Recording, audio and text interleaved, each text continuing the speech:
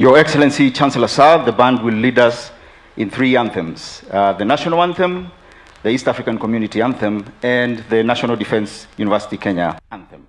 During the playing of the National Defense University Kenya Anthem, those wearing headdress will not be required to salute. Band, please.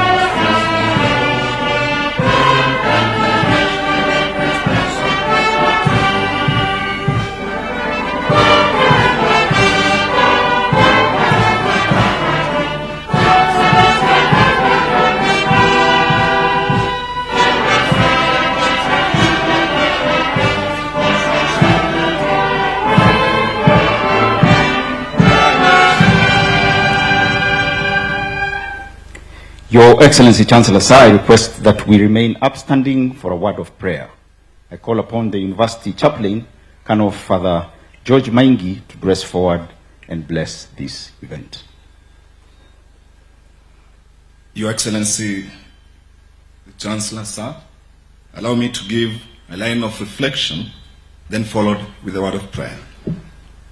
Sir, when knowledge meets purpose and leadership meets achievement, a graduation becomes more than a ceremony. It becomes a national moment of hope. And in a world disrupted by misinformation, harmful narratives, and gender-based violence, education becomes one of the strongest safeguards of truth, justice, and human dignity. Let us pray. Almighty, most gracious and sovereign God, we stand before you with deep gratitude on this historic third graduation ceremony. O God, we honor the presence of our Chancellor, the President and Commander-in-Chief, whose leadership inspires national unity, progress, and service. O God, bless him abundantly as he graces this great academic moment. Almighty God, we ask you for your blessing upon every part of this ceremony. The graduates who stand on the threshold of new horizons, the faculty and staff who shaped their journey, the families who sacrificed and supported them, and the leaders who guide this esteemed institution. Lord, empower these graduates to be defenders of truth and ambassadors of integrity in a time when misinformation misleads, disinformation destabilizes, and harmful content fuels fear and violence. Almighty God, grant them courage to speak truth, skill to analyze critically, and a commitment to use knowledge for the good of society. O God, We remember with compassion all victims of femicide and gender-based violence. Almighty God, may our collective pursuit of education and justice contribute to a nation where every life, especially the lives of women and girls, is valued, protected, and honored. Almighty God, may this grand graduation unfold with dignity, harmony, and joy. Oh God, let every recognition, every moment, and every word spoken uplift, inspire, and honor the achievements of these graduates. We dedicate this ceremony to the pursuit of excellence, service to humanity, and the strengthening of our nation. For we pray this in your holy name. Amen. Thank you, Father. Your Excellency, Chancellor Sir, as we remain upstanding, it is now my honor to call upon the Vice Chancellor, National Defense University, Kenya, to formally constitute this assembly as the third convocation of National Defense University, Kenya. Vice Chancellor, sir.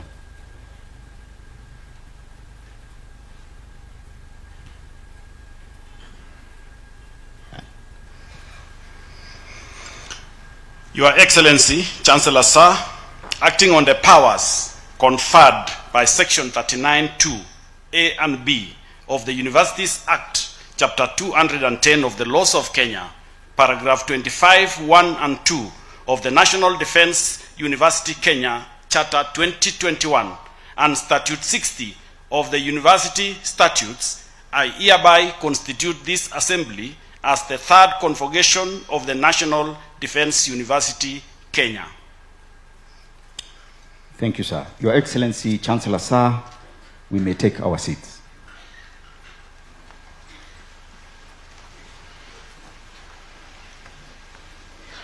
Your Excellency, Chancellor Sir, kindly allow me to take you through the program of the day. We shall commence this ceremony with the screening of a feature on National Defense University, Kenya. This will be followed by a period of entertainment, starting with the Defense College of Health Sciences group performing to the song Mungu Yu Mwema by Safari Voices International. This will be followed by Kenya Air Force Falcon Band playing the song Nina Siri by Israel Mbonyi. After the entertainment, the Registrar Academic Affairs will ground this ceremony in law as he cites the National Defense University Kenya Charter and statutes on conferment of degrees and award of diplomas. The Deputy Vice Chancellor, Academic and Student Affairs will then guide the conferment and awarding ceremonies. During this time, we shall from time to time request this gathering to give an applause to those recognized for excellent performance. The Vice Chancellor will then lead in the launch of the National Defense University Kenya Alumni Association, after which the Registrar Academic Affairs will administer the alumni pledge to the graduating class. The Vice Chancellor will thereafter lead in the next session of presentation of research reports and launch of the Kenya Oral Strategic History foundational publications. This will be followed by a period of speeches. After speeches, the band will close this session by playing the national anthem. The Chancellor's recessional will then depart this venue led by the mace bearer and escorts to the mace. This will be followed by a photo session in front of the college fountain for Your Excellency, Chancellor Sir, with the following. The first photo will be with council members, the Governor of Nakuru County, Cabinet Secretary, and Principal Secretaries. The second photo will be with serving generals. The third photo will be with the Kenya Oral Strategic History that constitutes the technical and research teams and retired generals. The fourth and final one will be taken with National Defense University Kenya staff and visiting vice chancellors. It is requested that those not in the Chancellor's recession and photo session list remain in this venue as the Chancellor's recession leaves. Your Excellency Chancellor Sir will thereafter plant a tree to commemorate this auspicious occasion.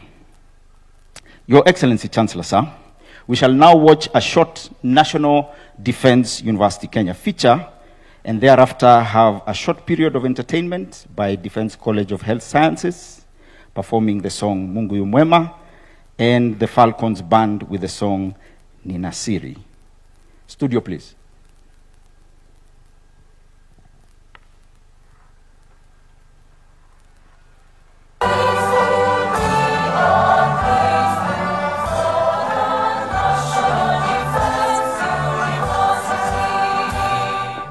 Wisdom, excellence, and service. Welcome to the National Defence University Kenya, the nation's premier center for national security and strategic studies.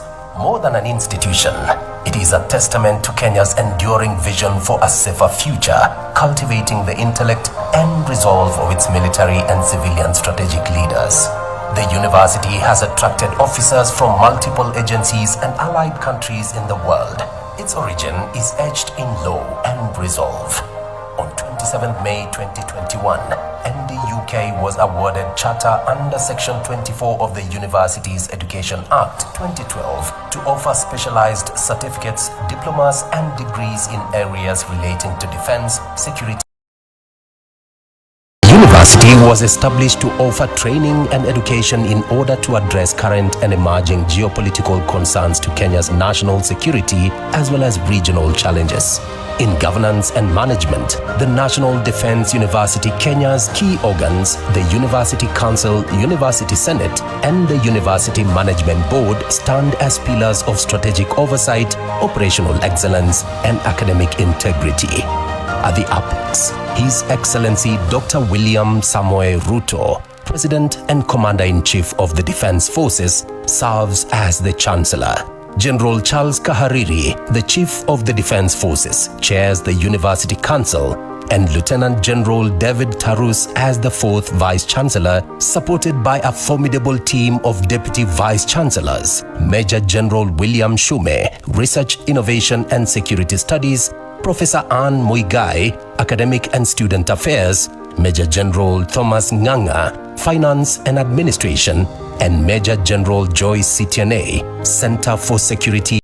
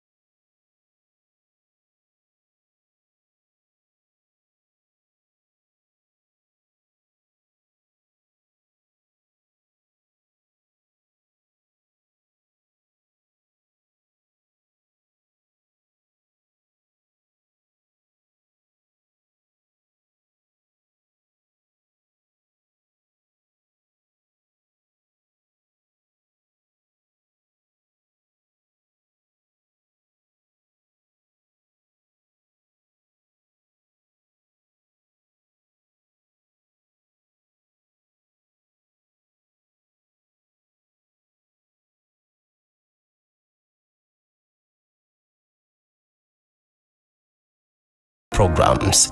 The following academic programs are offered at the colleges. At the NDC, PhD and Master of Arts in National Security and Strategy,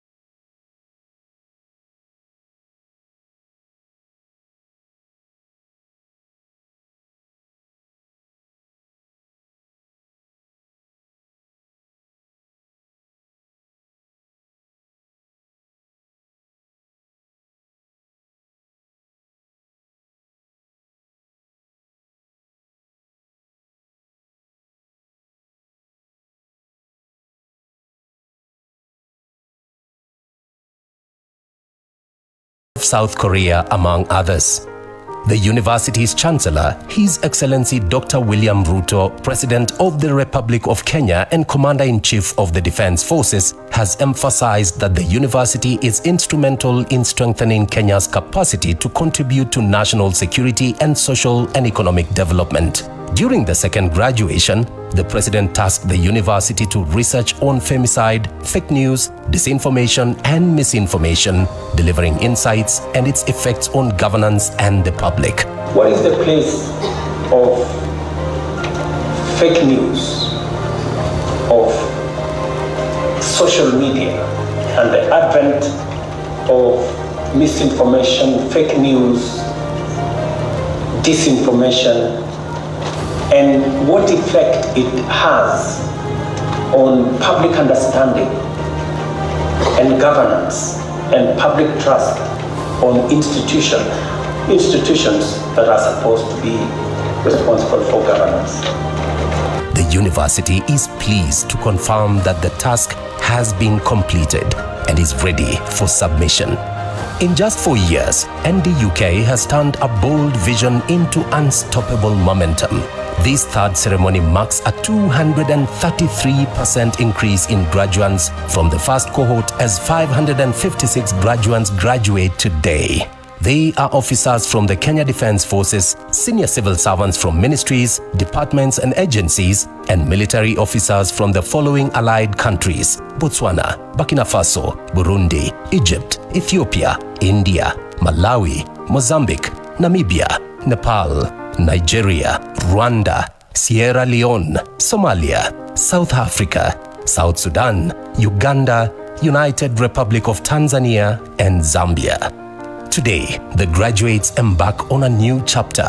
Armed with the knowledge and skills gained at NDUK, they are ready to face the challenges of the modern security threats, to technological advancements, and provide solutions to national security and strategy matters. Recently, the university hosted an international conference on psychology in collaboration with the Kenya Guidance, Counseling and Psychological Association. Attendees from various institutions globally convened both physically and virtually. The conference reinforced the university's commitment to collaborations and the free exchange of knowledge with global counterparts.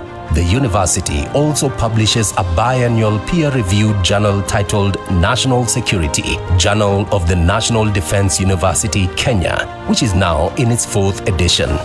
In corporate social responsibility, the university has engaged in initiatives including environmental conservation through tree planting, grading of roads, medical camps, cleaning exercises, and most recently, a golf tournament at the Nakuru Golf Club.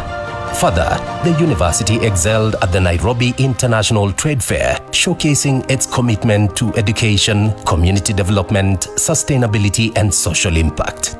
As the class of 2025 steps forward, they are a product of resilience, responsive governance, and an agile team that embodies the core values of the National Defense University, Kenya. NDUK continues to serve as a hub that prepares leaders to anticipate, adapt, and innovate, ensuring an essential link between policy and action, where critical challenges from regional conflicts to global terrorism are dissected, understood, and met with innovative solutions.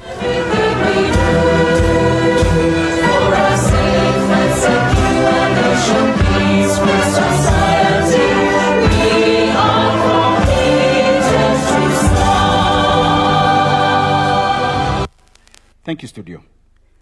With your permission, sir, we now welcome the Defense College of Health Sciences group, followed by Kenya Air Force Falcon Band. DCHS.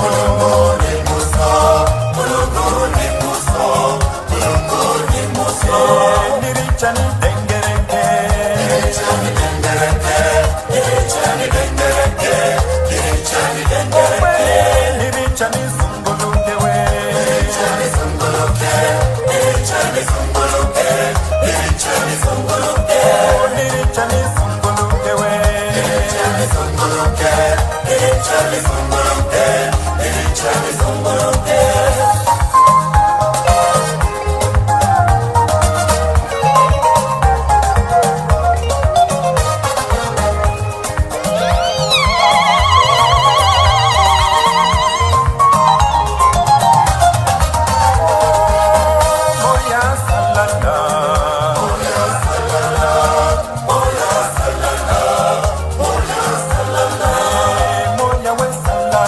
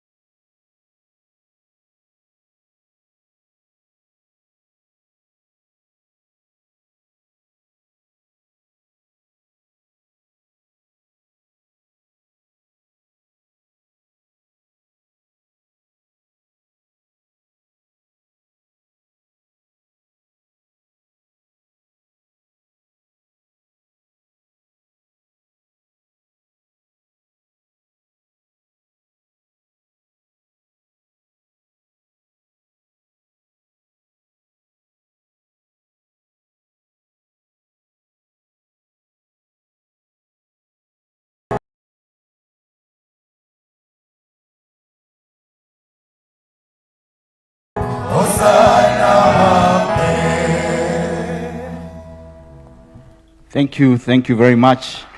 DCHS and Falcons Band. Your Excellency, Chancellor Sir, please allow me to now invite the Registrar of Academic Affairs, Dr. Stephen Mailu, to cite the legal anchorage for today's event. Registrar Sir.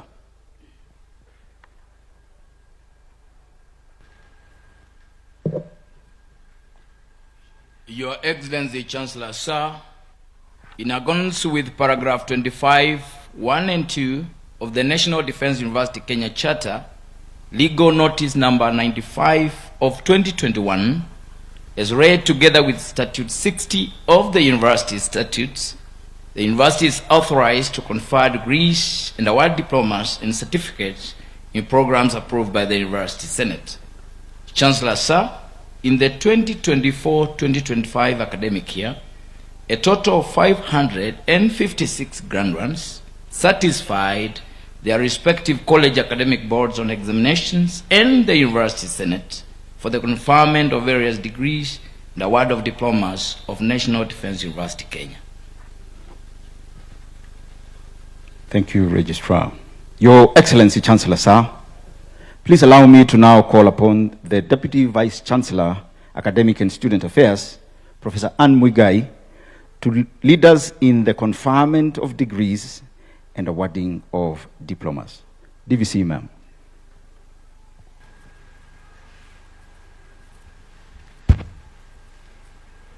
Your Excellency, Chancellor Sir, allow me to call upon the Commandant, National Defense College, Lieutenant General Juma Munyikai, and the Director, International Peace Support Training Center, Major General C.L. Mwanzige, represented here by Brigadier C.K. Mundui, to present graduates for the conferment of various master's degrees of National Defense University Kenya in the following order: Master of Arts in National Security and Strategy, Master of Arts in Crisis Response and Disaster Management.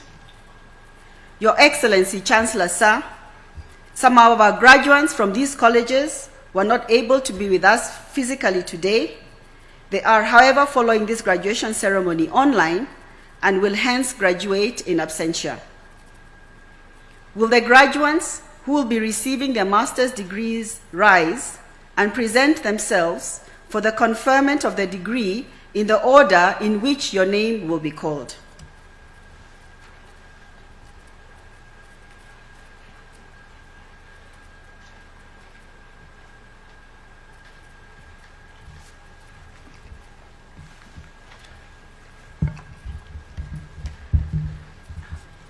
Your Excellency, Chancellor Sir, I have the honor to present the following 42 candidates who during the 2024-2025 academic year satisfied the College Academic Board on Examinations of National Defense College and the University Senate for the conferment of Master of Arts in National Security and Strategy of National Defense University, Kenya.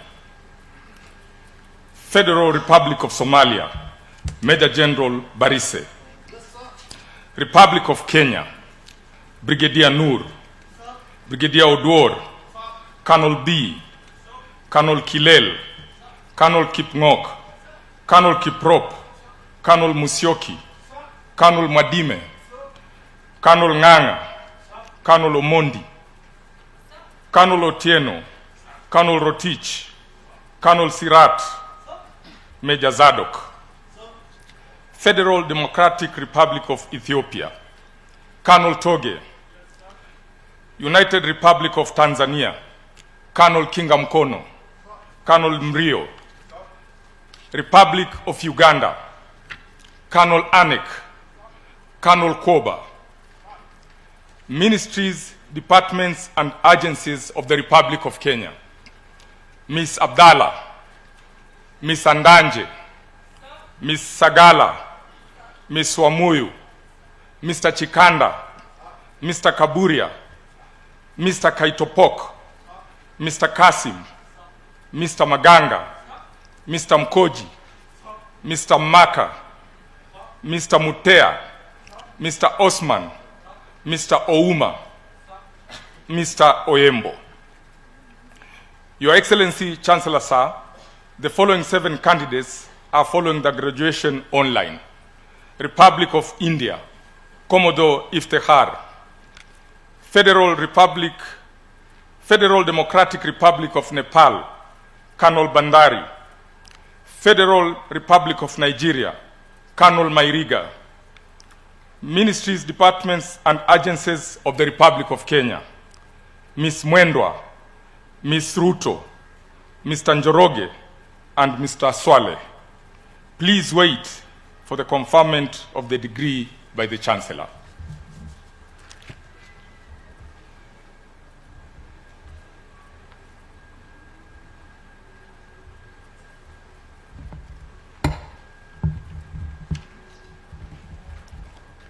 Your Excellency, Chancellor Sir, I have the honor to present the following 19 candidates who, during the 2024-2025 academic year, satisfied the College Academic Board on examination of International Peace Support Training Center and the University Senate for the conferment of Master of Arts in Crisis Response and Disaster Management of National Defense University, Kenya.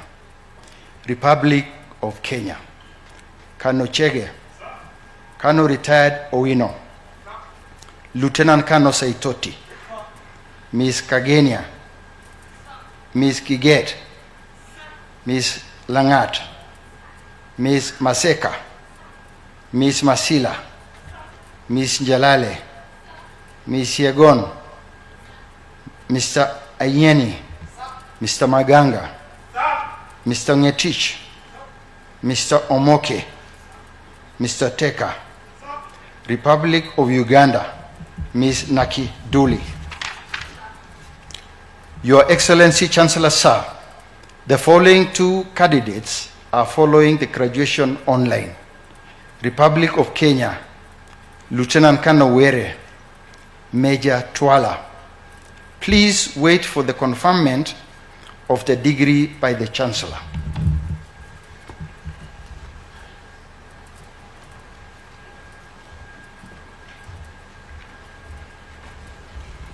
May I kindly request all the academic members of staff, commandants, heads of colleges, vice-chancellors, all donning academic regalia, as well as our distinguished guests seated on the dais, to please rise for the conferment of the master's degrees. Your Excellency, Chancellor Sir, allow me to request you to confer the Master of Arts in National Security and Strategy and the Master of Arts in Crisis Response and Disaster Management degrees of the National Defense University, Kenya. Your Excellency, Chancellor Sir. I admit the persons presented to me. The Master of Degree of National Defense University, Kenya, for which you have been educated, trained, examined, and qualified, and by my authority and that of the entire university, give power to read and to do all that appertains to this degree. Congratulations.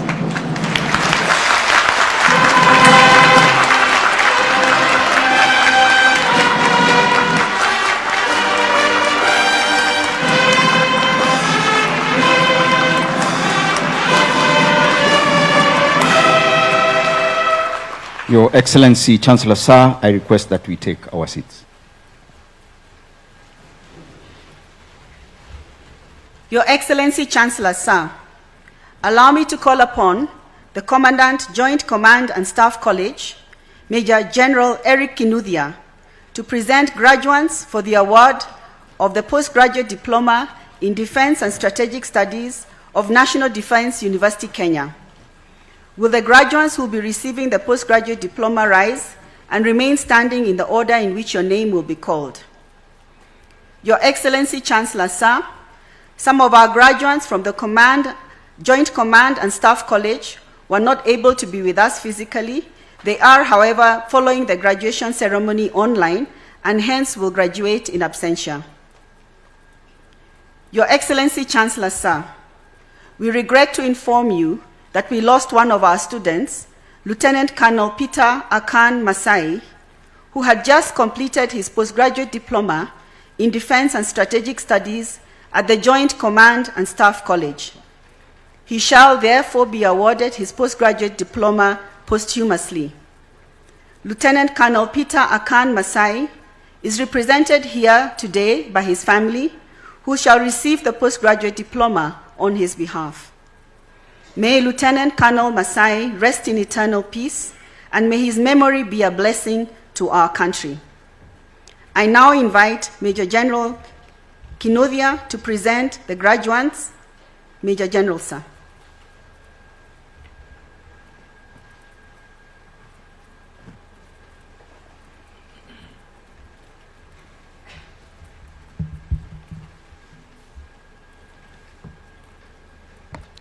Your Excellency, Chancellor Sir, I have the honor to present the following 80 candidates who during the 2024-2025 academic year satisfied the College Academic Board on examinations of Joint Command and Staff College and the University Senate for the award of Postgraduate Diploma in Defense and Strategic Studies of National Defense University, Kenya.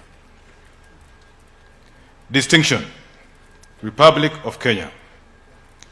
Lieutenant Colonel Ekiru, Lieutenant Colonel Luane, Lieutenant Colonel Masol, Lieutenant Colonel Moora, and Lieutenant Colonel Sanders. Let us give them a round of applause.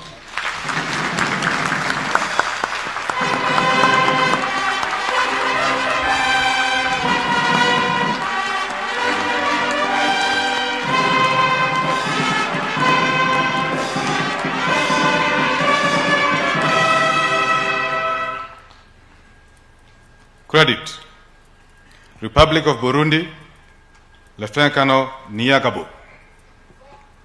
Republic of Kenya, Lieutenant Colonel Akado, Lieutenant Colonel Bet, Lieutenant Colonel Gakonya, Lieutenant Colonel Kabasa, Lieutenant Colonel Kamau, Lieutenant Colonel Katome, Lieutenant Colonel Kikech, Lieutenant Colonel Kilunji, Lieutenant Colonel Kiprono, Lieutenant Colonel Lagat, Lieutenant Colonel Losioki, Lieutenant Colonel Maina, Lieutenant Colonel Maneno,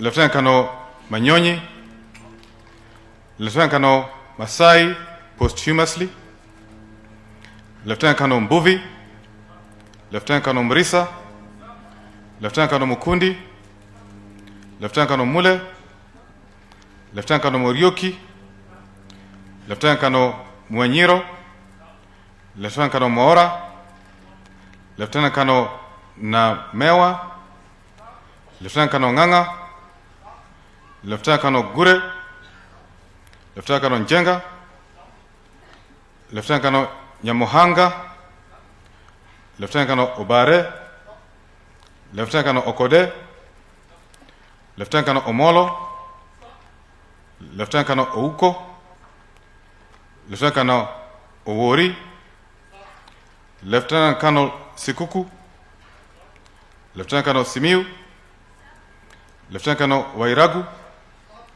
Lieutenant Colonel Mukudhu, Lieutenant Colonel Getonga, Lieutenant Colonel Mururu, Major Kirori, Major Mayoyo, Major Mohammed, Major Muta, Major Mutai, Major Njoroge, Major Simiu, Major Maina. Republic of Uganda, Lieutenant Colonel Abigaba. Republic of Malawi, Major Tembwe. Pass, Federal Democratic Republic of Ethiopia, Lieutenant Colonel Wudu. Republic of Kenya, Lieutenant Colonel Gekonyo, Lieutenant Colonel Njehu, Lieutenant Colonel Okaka, Major Mwilaria, Major Safari, Major Wamboi. Republic of Zambia, Lieutenant Colonel Mutesi. United Republic of Tanzania, Major Anyagisi. Your Excellency Chancellor Sir, the following 17 candidates are following the graduation online. Credit: Republic of Kenya, Lieutenant Colonel Bando, Lieutenant Colonel Leakono, Lieutenant Colonel Jogona, Lieutenant Colonel Okayo, Lieutenant Colonel Wambogo, Major Gadhoni, Major Kariuki, Major Mbogwa, Major Mberiti. Federal Democratic Republic of Nepal, Major Karki. Pass: Republic of Sierra Leone, Lieutenant Colonel Conte. Federal Republic of Somalia, Lieutenant Colonel Hassan. Burkina Faso, Major Udrago.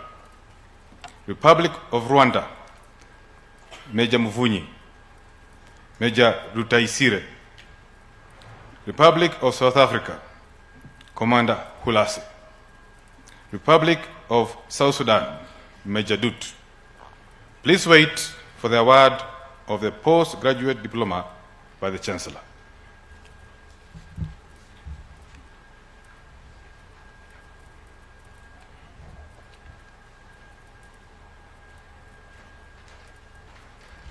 May I kindly request all academic members of staff, commandants, heads of colleges, vice-chancellors, all donning academic regalia, as well as all our distinguished guests seated on the dais, to please rise for the conferment of the postgraduate diploma. Your Excellency Chancellor Sir, allow me to request you to award the postgraduate diploma in Defense and Strategic Studies of National Defense University, Kenya.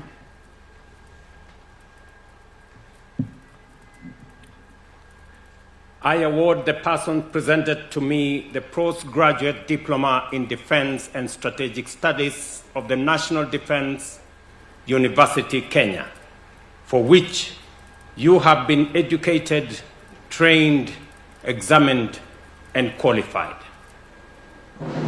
Congratulations.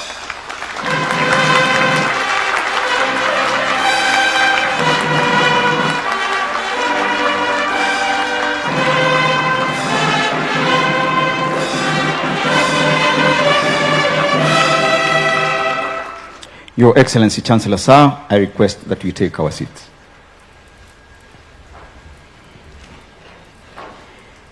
Your Excellency Chancellor Sir, allow me to call upon the Commandant, Kenya Military Academy, Major General Joel Arimi, to present graduates for the conferment of the Bachelor of Science in Defense and Security Studies of National Defense University, Kenya.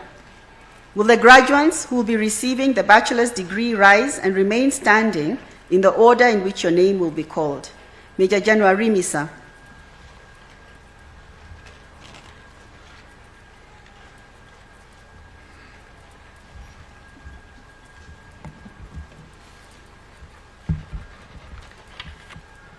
Your Excellency, sir, I have the honor to present the following 157 candidates who, during the 2024-2025 academic year, satisfied the College Academic Board on examinations of the Kenya Military Academy and the University Senate for the conferment of Bachelor of Science in Defense and Security Studies of the National Defense University, Kenya.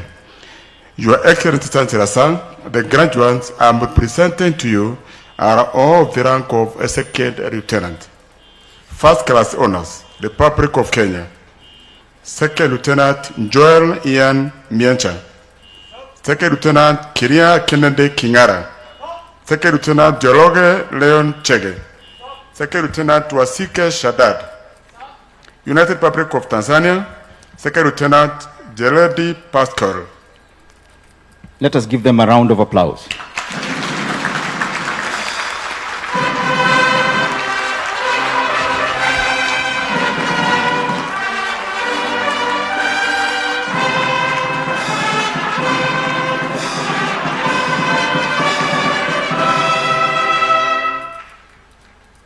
Second class honors upper division, Republic of Kenya.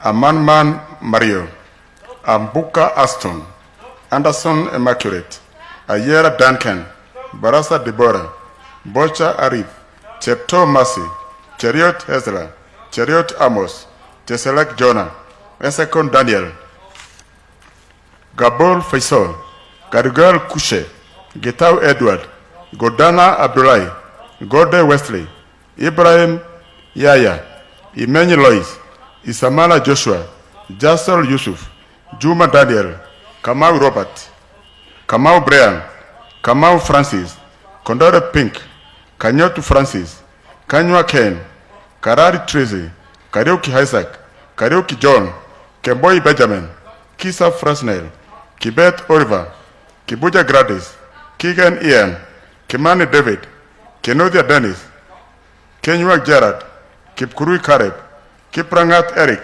Kiprating Pascaris, Kimngano Victor, Kimngatich Brian, Kiprop Felix, Kiretai Lawrence, Kirui Victor, Korir Brian, Korir Arias, Kozgei Corins, Langat Nixon, Langat Leinand, Leamal Leuben, Lemalian Leonel, Lenapia Patrick, Piriato David, Maina Brian, Makoka Stanley, Marim Nogradias, Marwa Ferdinand, Masese Veronica, Mati Kamene, Mboya Cynthia, Mbogwa Jane, Mburu Clifford, Mnagat Irari, Mohamed Hisak, Mohamed Mohamed, Mokoya Faith, Morara Purity, Mlabu Martin, Mucheru Alfred, Mohod Nimrod, Muya Dennis, Muind Patrick, Muriori Gabriel, Muri John, Mungania Robert, Musen Dominic, Mutuke Kelvin, Mutuku Stephen, Muturi John, Mwage Catherine, Moneki Winson, Mwanyagera David, Mwansia Fanuel,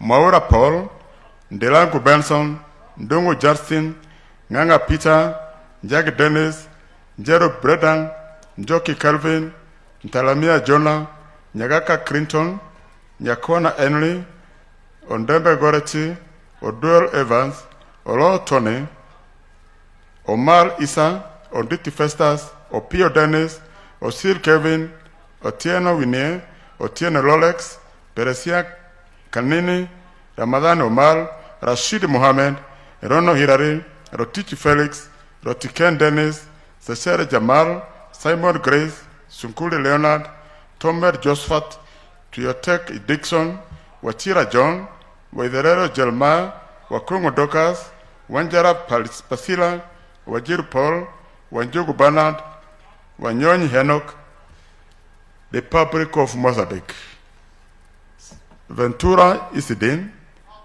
United Republic of Tanzania, Hamisi Hisa, second class honors, lower division, Republic of Burundi, Abizera Joli, Tuagele Yesu Elsi, Republic of Kenya, Andam Moffat, Chege Johanna, Duru Dennis, Jagera Donald, Kirui Emmanuel, Kirui Moses, Labat Edrew, Lehanda Victor, Maina Jackson, Mbogwa Davis, Muchiri Geoffrey, Ngetich Atterson, Ogola Kyle, Omor Ian, Sifuna Josephat, Republic of Mozambique, Machava Moises, Guacha Manuel, Sulage Licinia, Republic of Uganda, Kasule Jovan, Pass, Republic of Kenya, Gishanga Vincent, Langat Bernard, Mosalemo Onesimus,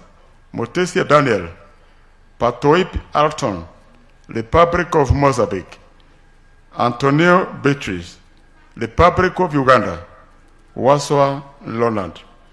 Please wait for the conferment of the degree by the Chancellor.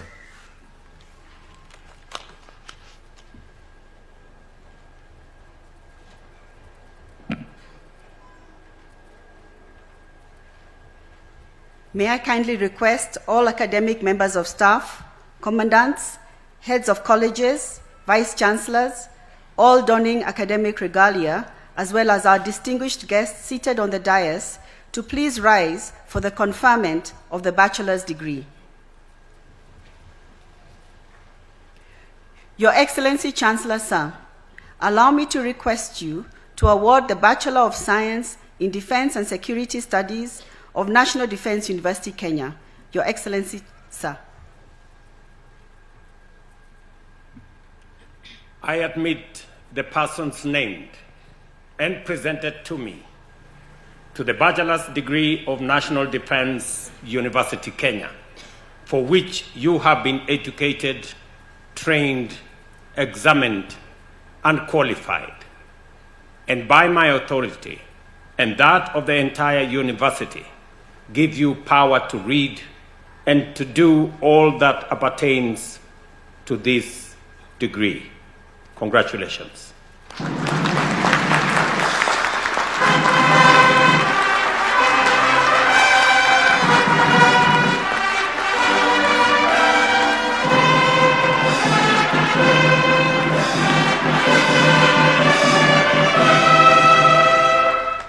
Your Excellency Chancellor Sir, I request that we take our seats.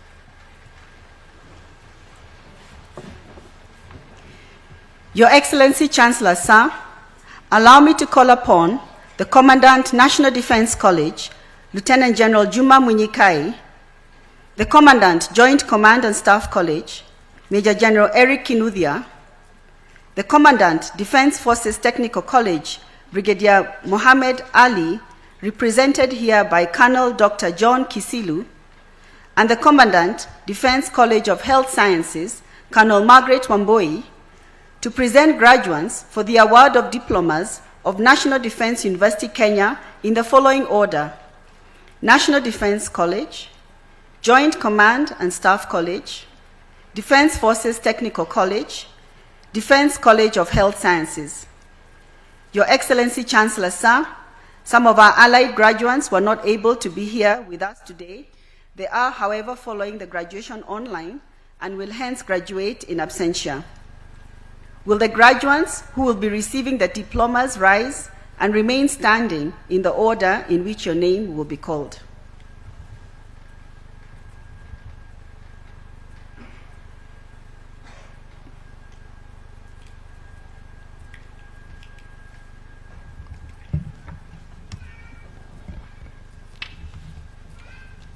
Your Excellency Chancellor Sir, I have the honor to present the following 20 candidates who during the 2024-2025 academic year satisfied the College Academic Board on Examinations of National Defense College and the University Senate for the award of Diploma in National Security and Strategy of National Defense University, Kenya. Distinction, Republic of Kenya, Colonel Kotea Amani Bakari. Let us give him a round of applause.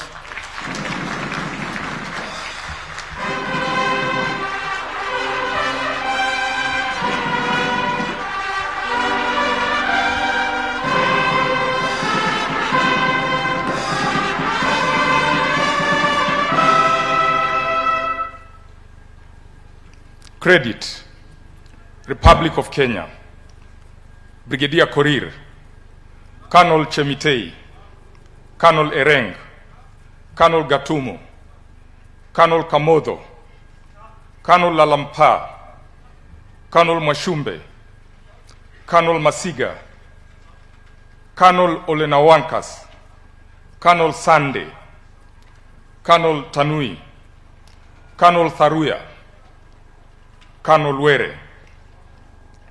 Republic of South Sudan, Brigadier General Malwal. Republic of Namibia, Captain of the Navy, Fanuel. Ministries, departments, and agencies of the Republic of Kenya, Mr. Tokore. PAS, Republic of Burundi, Colonel Dismas. Your Excellency Chancellor Sir, the following two candidates are following the graduation online. Credit, Arab Republic of Egypt, Brigadier General Sheriff. Republic of Burkina Faso, Colonel Gwenole. Please wait for the award of the diploma by the Chancellor.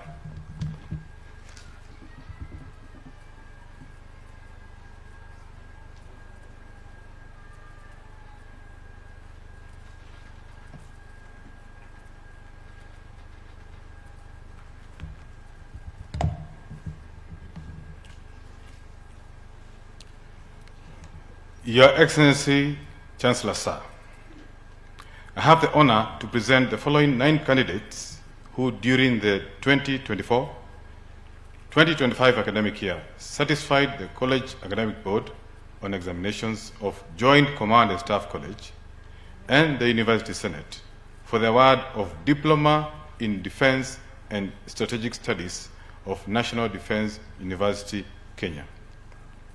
Credit: Republic of Kenya, Lieutenant Colonel Mukabana, Lieutenant Colonel Nyakamoro, Lieutenant Colonel Waithaka. Republic of Uganda, Major Bamuroho. Pass: Republic of Namibia, Wing Commander Elishi. United Republic of Tanzania, Major Ambwene. Your Excellency Chancellor Sir, the following 3 candidates are following the graduation online. Credit: Republic of Botswana, Lieutenant Colonel Mwanawatsie. Pass: Republic of Kenya, Major Njogona. Republic of South Sudan, Major Achiek. Please wait for the award of the diploma of the Chancellor.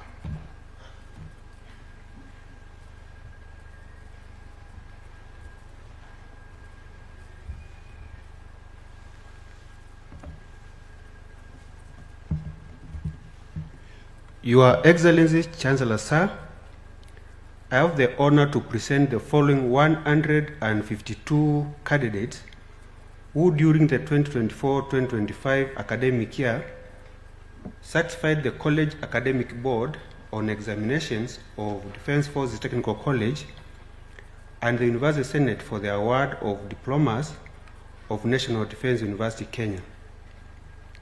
Diploma in Aeronautical Engineering, Airframe and Engines Option, Distinction. Senior Private Mwanzia Ndambuki, Senior Private Okoth Kevin, Senior Private Owino Sylvia Atieno. Let us give them a round of applause.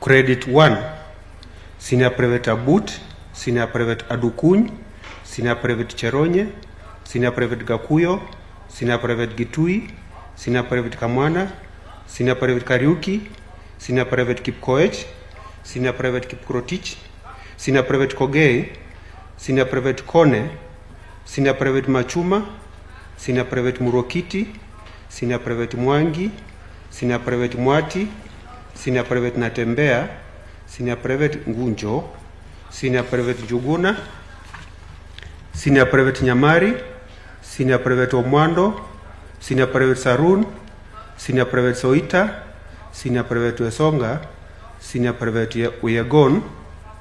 Credit 2, Senior Private Bet, Senior Private Kipkurui, Senior Private Said. Diploma in Aeronautical Engineering, Aerospace Ground Equipment Option, Distinction. Senior Private Joroge Lucas Mwangi. Let us give him a round of applause.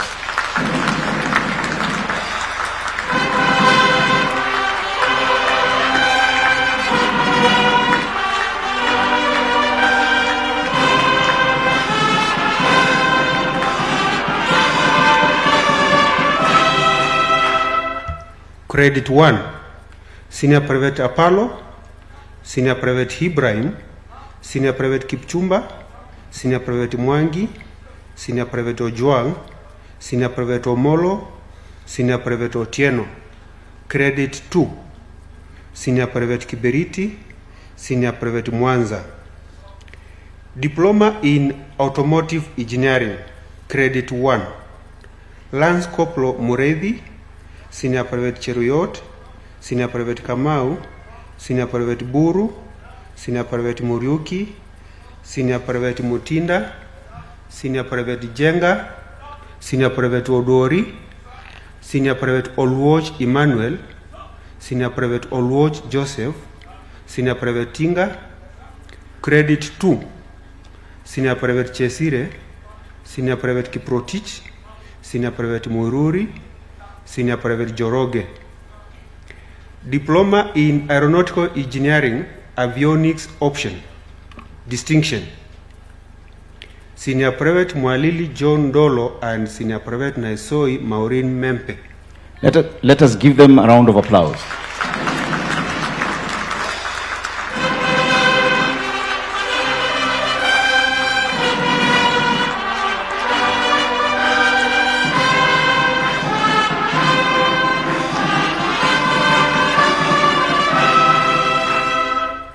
Credit 1, Senior Private Chege, Senior Private Feather, Senior Private Jepkokei, Senior Private Kasanga, Senior Private Kopaton, Senior Private Kimandi, Senior Private Kipkurui, Senior Private Kiplagat, Senior Private Kiptiatich, Senior Private Mokaya, Senior Private Mohamed, Senior Private Muthi, Senior Private Mushimba, Senior Private Mwangi, Senior Private Mwiringi, Senior Private Nafula, Senior Private Nzai, Senior Private Saloniki, Senior Private Suyanka. Credit 2, Senior Private Kipkemoi, Senior Private Kipto, Senior Private Leting, Senior Private Maingi, Senior Private Mudhini, Senior Private Mutwiri, Senior Private Ochieng, Senior Private Otieno. Diploma in Information Communication Technology, Distinction. Senior Private Cherimo Amdani Clinton, Senior Private Cheriot Michael Maindi, Senior Private Maina Millicent Nyambura, Senior Private Mwanganki Masi Mwende, Senior Private Wanjiru Marian Wambui. Let us give them a round of applause.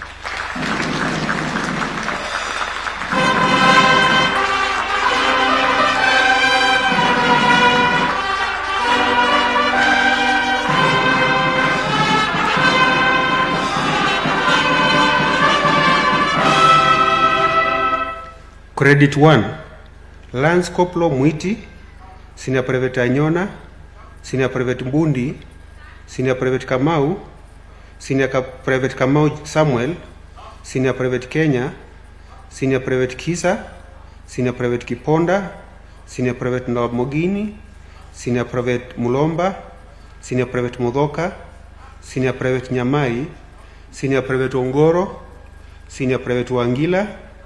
Credit 2, Senior Private Chirchir, Senior Private Ifedha, Senior Private Irungu, Senior Private Jepchumba, Senior Private Kadhure, Senior Private Kiplagat, Senior Private Kipngeno, Senior Private Kiprop.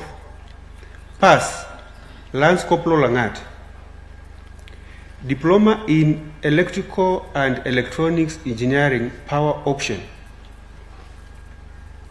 Credit 1, Senior Private Charo, Senior Private Kamais, Senior Private Gadirwa, Senior Private Kamau, Senior Private Maio, Senior Private Mudinji, Senior Private Nkonte, Senior Private Sankala. Credit 2, Senior Private Kimaio, Senior Private Kipkoril, Senior Private Nayamba, Senior Private Naouma, Senior Private Salim. Diploma in Electrical and Electronics Engineering, Telecommunication Option, Distinction. Senior Private Karamba Wilson Warutere. Let us give him a round of applause.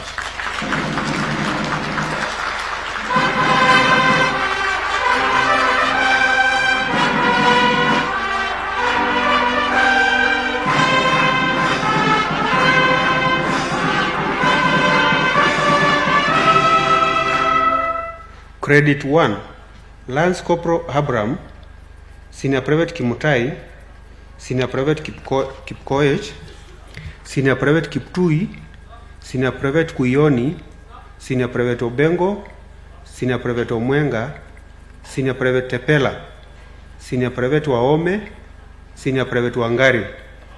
Credit 2, Senior Private Kakui, Senior Private Kulei, Senior Private Odhiambo, Senior Private Wanjoya.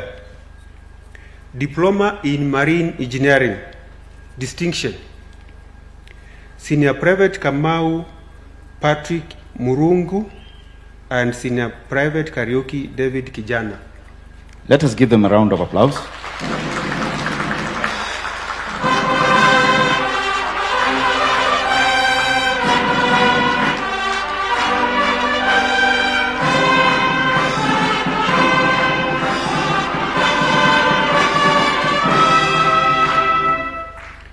Credit 1, Senior Private Anyona, Senior Private Hausi, Senior Private Kiama, Senior Private Kimutai, Senior Private Koech, Senior Private Maina, Senior Private Mcharo, Senior Private Mkauwatei, Senior Private Odhiambo, Senior Private Wanjiku. Please wait for the award of the diploma by the Chancellor.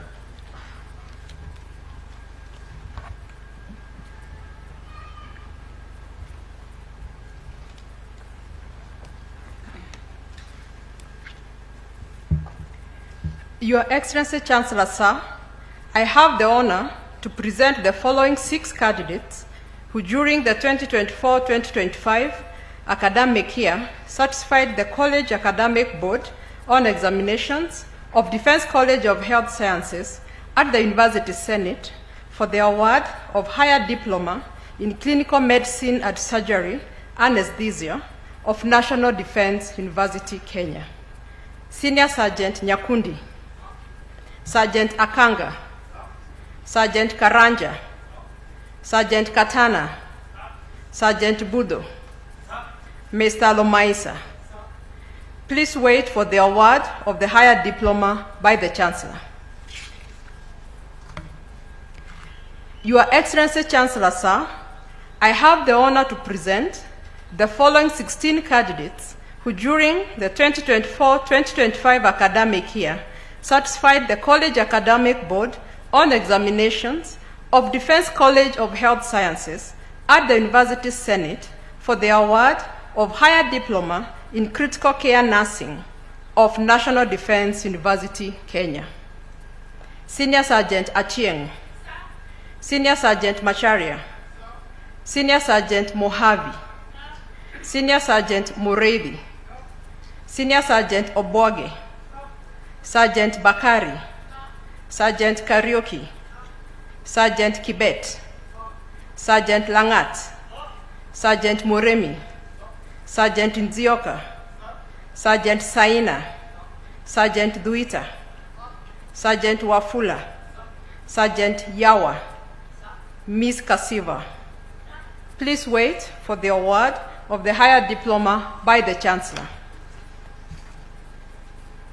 Your Excellency Chancellor, sir, I have the honor to present the following 32 candidates who during the 2024-2025 academic year satisfied the College Academic Board on examinations of Defense College of Health Sciences at the University Senate for the award of higher diploma in perioperative nursing of National Defense University, Kenya.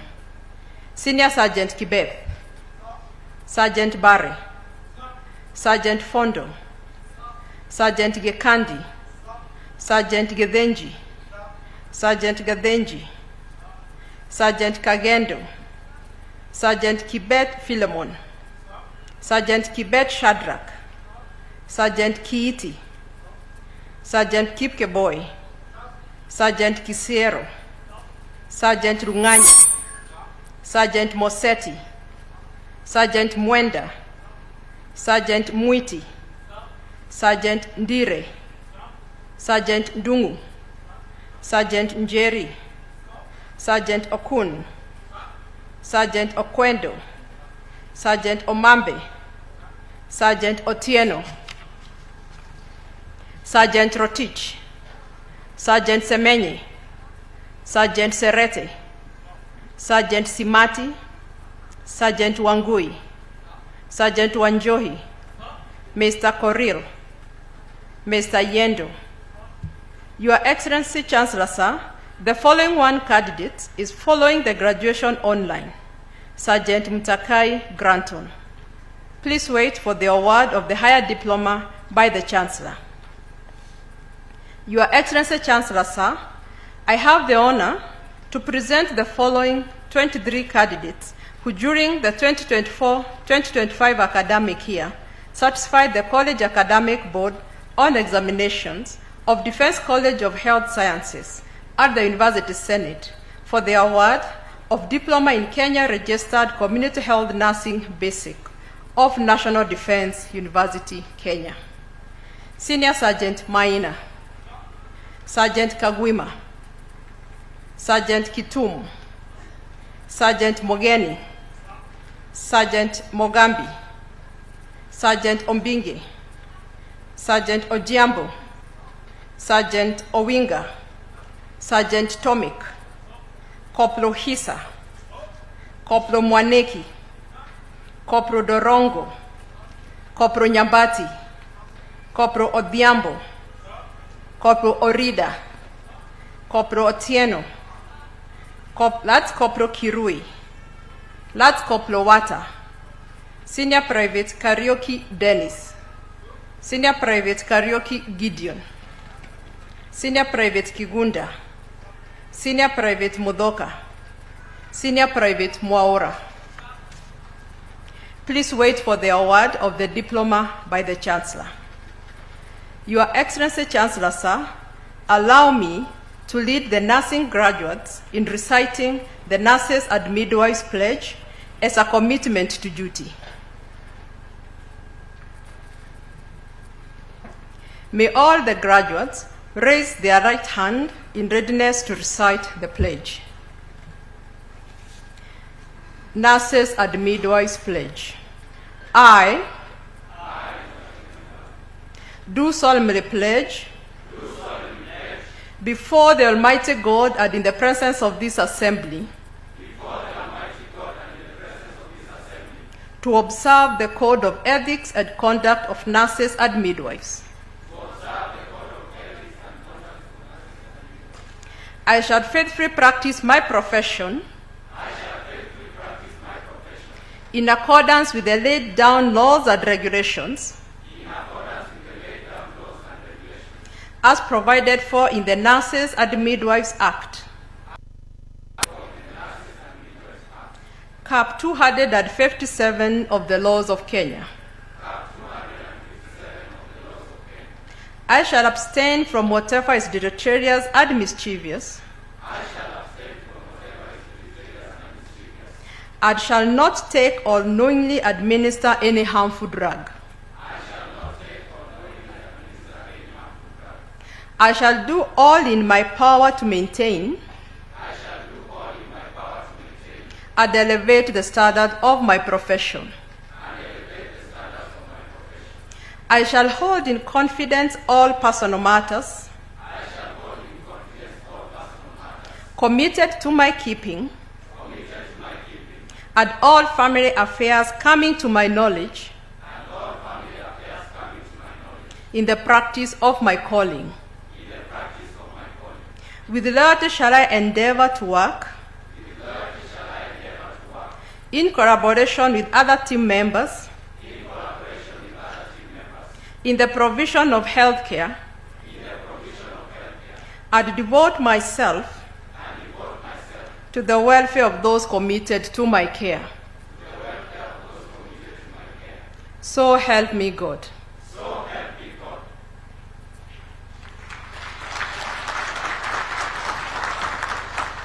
Please wait for the award of the diploma by the Chancellor.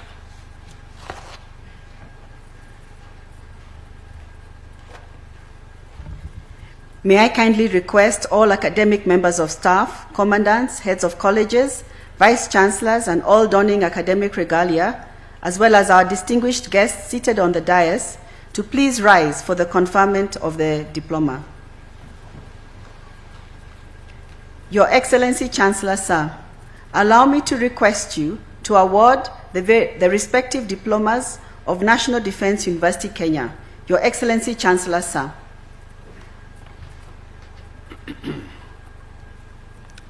I award the persons presented to me the respective diplomas of National Defense University, Kenya, for which you have been educated, trained, examined, and qualified. Congratulations.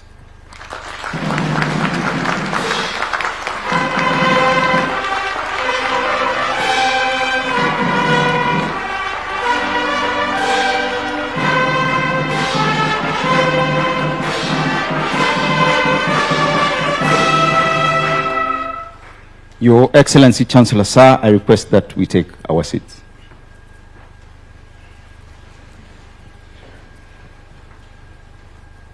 Your Excellency Chancellor Sir, paragraph 22 of National Defense University Kenya Charter requires that the university establish an alumni association for her graduates. The association is to provide a link between the university and her graduates, while also providing forum to network. We have consequently procured the registration of the National Defense University Kenya Alumni Association by the Registrar of Societies under the Social Act, Chapter 108 of the Laws of Kenya. Your Excellency Chancellor Sir, may I request you, accompanied by the Chief of the Defense Forces, who is also the chairperson of the University Council, and with the assistance of the Vice Chancellor, to present the Constitution and Registration Certificate to the interim chairperson, Major General Timothy Lekolol, to signify the launch of the association. Your Excellency, sir.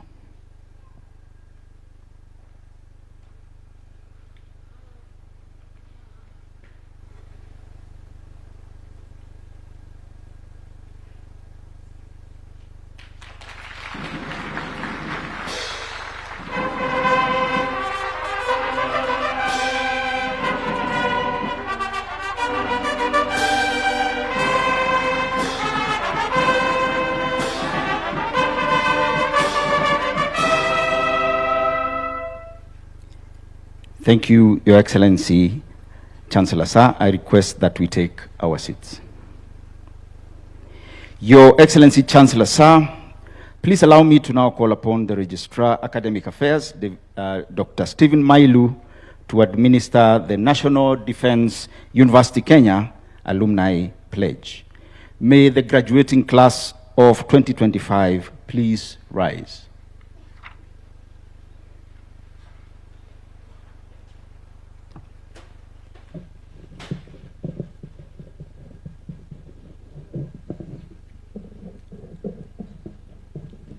Your Excellency Chancellor Sir, the 556 candidates who were presented to you for the conferment of various degrees and award of diplomas are now graduates of National Defense University Kenya. With your permission, sir, allow me to request them to move their cape tassel from the right-hand side to the left-hand side. A hearty congratulations to the graduating class of 2025.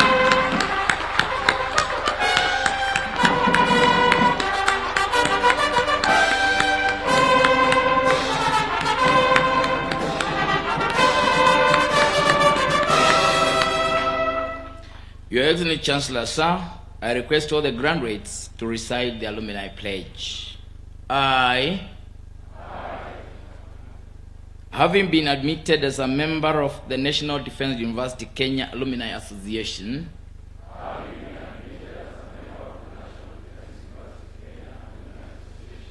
do hereby pledge to abide by the Constitution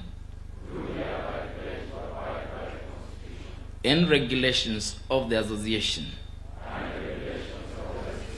I hereby commit to uphold the values and ideals of my alma mater, commitment to excellence and service at all times. Congratulations.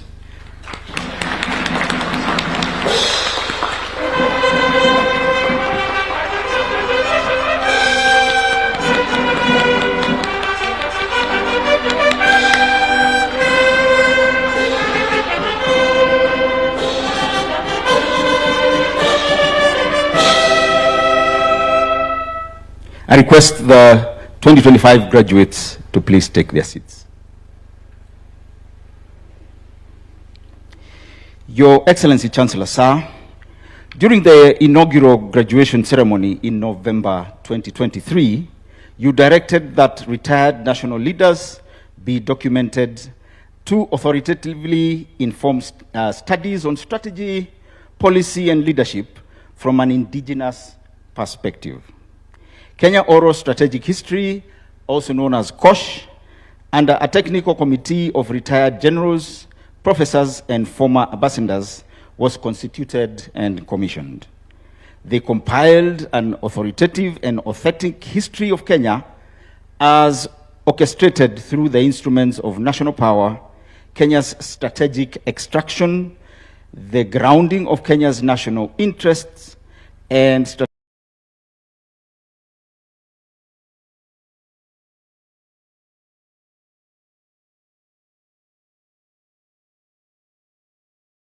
culture.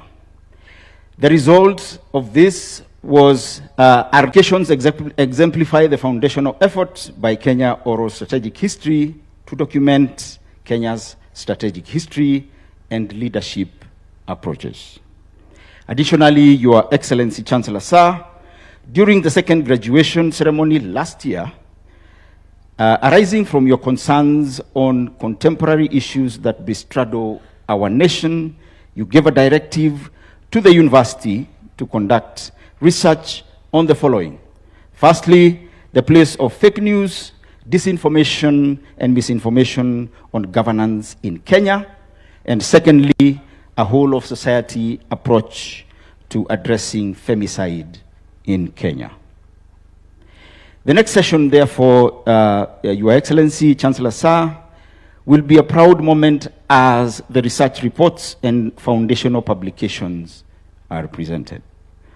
For this session, Your Excellency Chancellor Sir, I humbly request that you, accompanied by Chief of the Defense Forces and Commandant National Defense College, and with the assistance of the Vice Chancellor, to step forward and accept these research reports and foundational publications. Your Excellency, Chancellor Sir.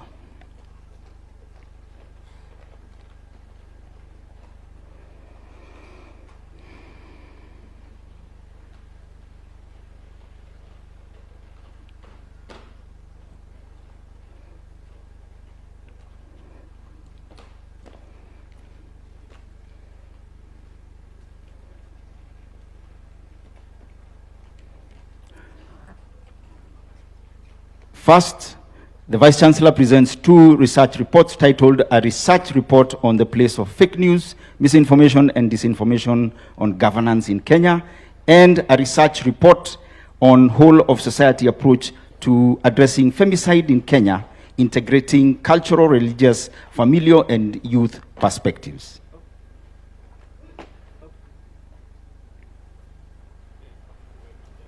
Again.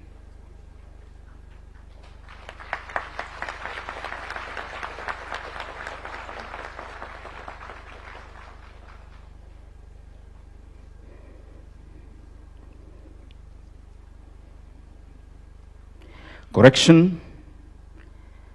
The books being given are Kenya's Indigenous Strategic Leadership, 1963 onwards, an academic monogram, and Leadership Approaches, 1963 onwards. Tabletop book.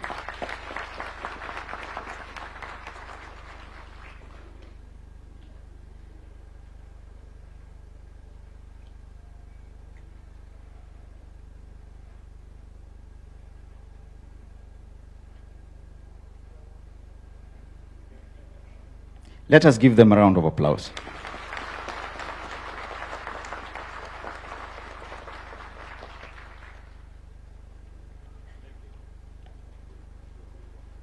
One more round of applause for a job well done.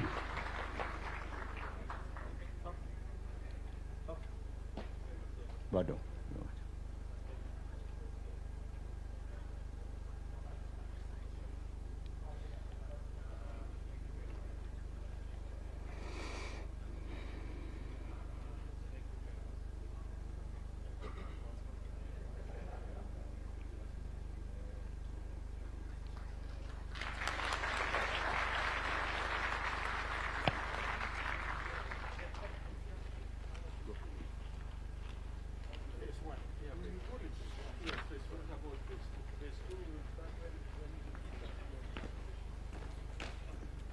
Your Excellency Chancellor Sir, we shall now watch a short feature on Kenya Oral Strategic History Kosh. Studio, please.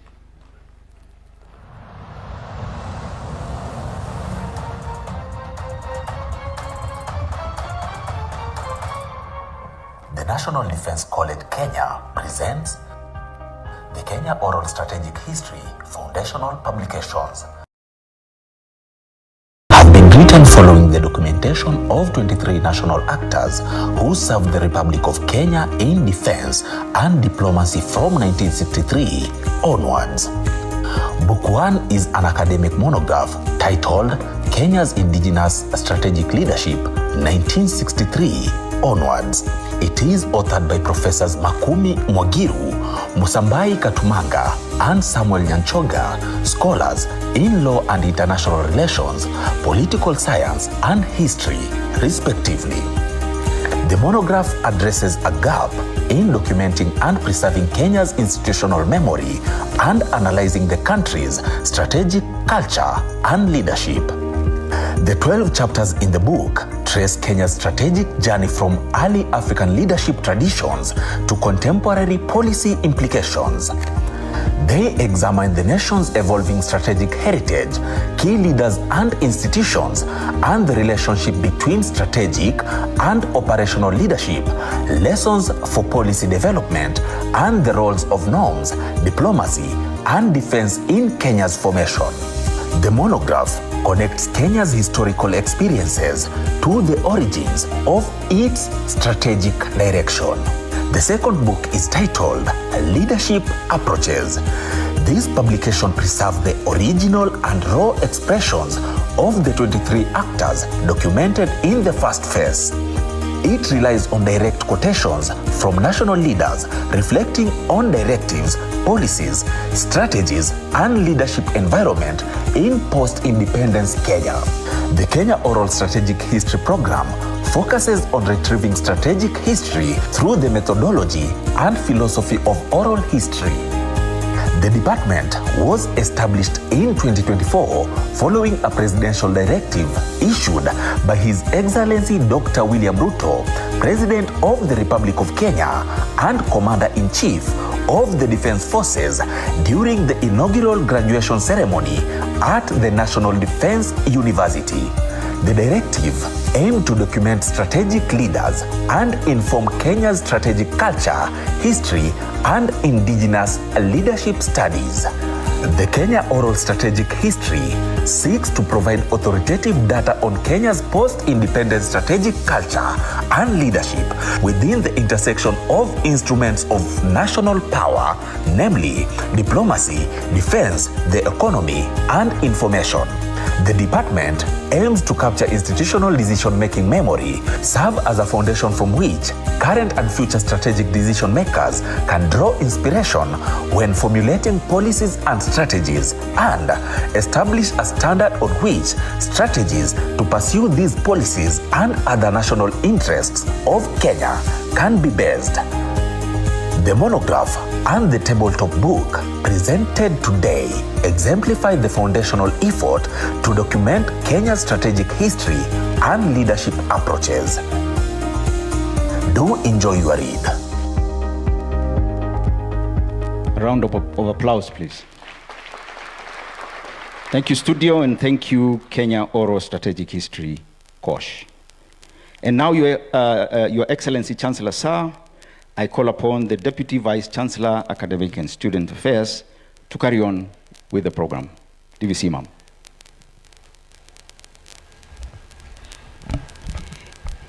Your Excellency Chancellor Sir, allow me to invite the Vice Chancellor, National Defense University, Kenya, Lieutenant General David K.C. Tarus, to make his remarks. Vice Chancellor Sir.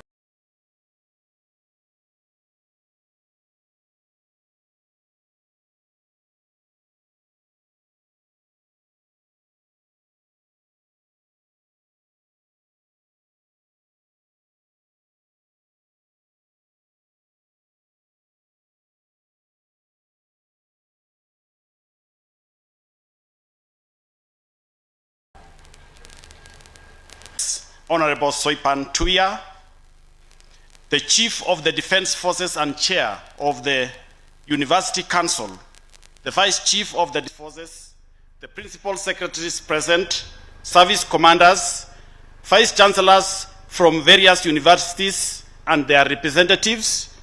With your permission, Your Excellency, we have 5 Vice Chancellors from the following universities. Professor Wainaina, the Vice Chancellor, Kenyatta University. Professor Shibairo, the Vice Chancellor, Masinde Murilo, University of Science and Technology. Very Reverend Professor Ngari, the Vice Chancellor of Catholic University of East Africa. Dr. Kibon, the Vice Chancellor, National Intelligence Research University. And Professor Mutai, the Vice Chancellor of Bomet University. General officers, both serving and retired, the University Council and management, the defense attaches present, officers, esteemed invited guests, faculty, staff, the 2024-2025 graduates, and your families and dependents, ladies and gentlemen. The National Defense University, Kenya, is extremely honored to host you here today, Your Excellency, for the 3rd graduation ceremony. Over the year, the university has made tremendous progress in strengthening its academic, research, and institutional frameworks. Chartered under Section 24 of the Universities Act, we are conscious of the unique mandate entrusted to us to provide education that is deeply rooted in national security, defense studies, and strategic thought. In the fulfillment of this mandate, we have produced and will continue to produce future leaders, strategic thinkers, innovators, and practitioners well equipped to address complex security challenges of our nation, neighbors, and the globe are facing.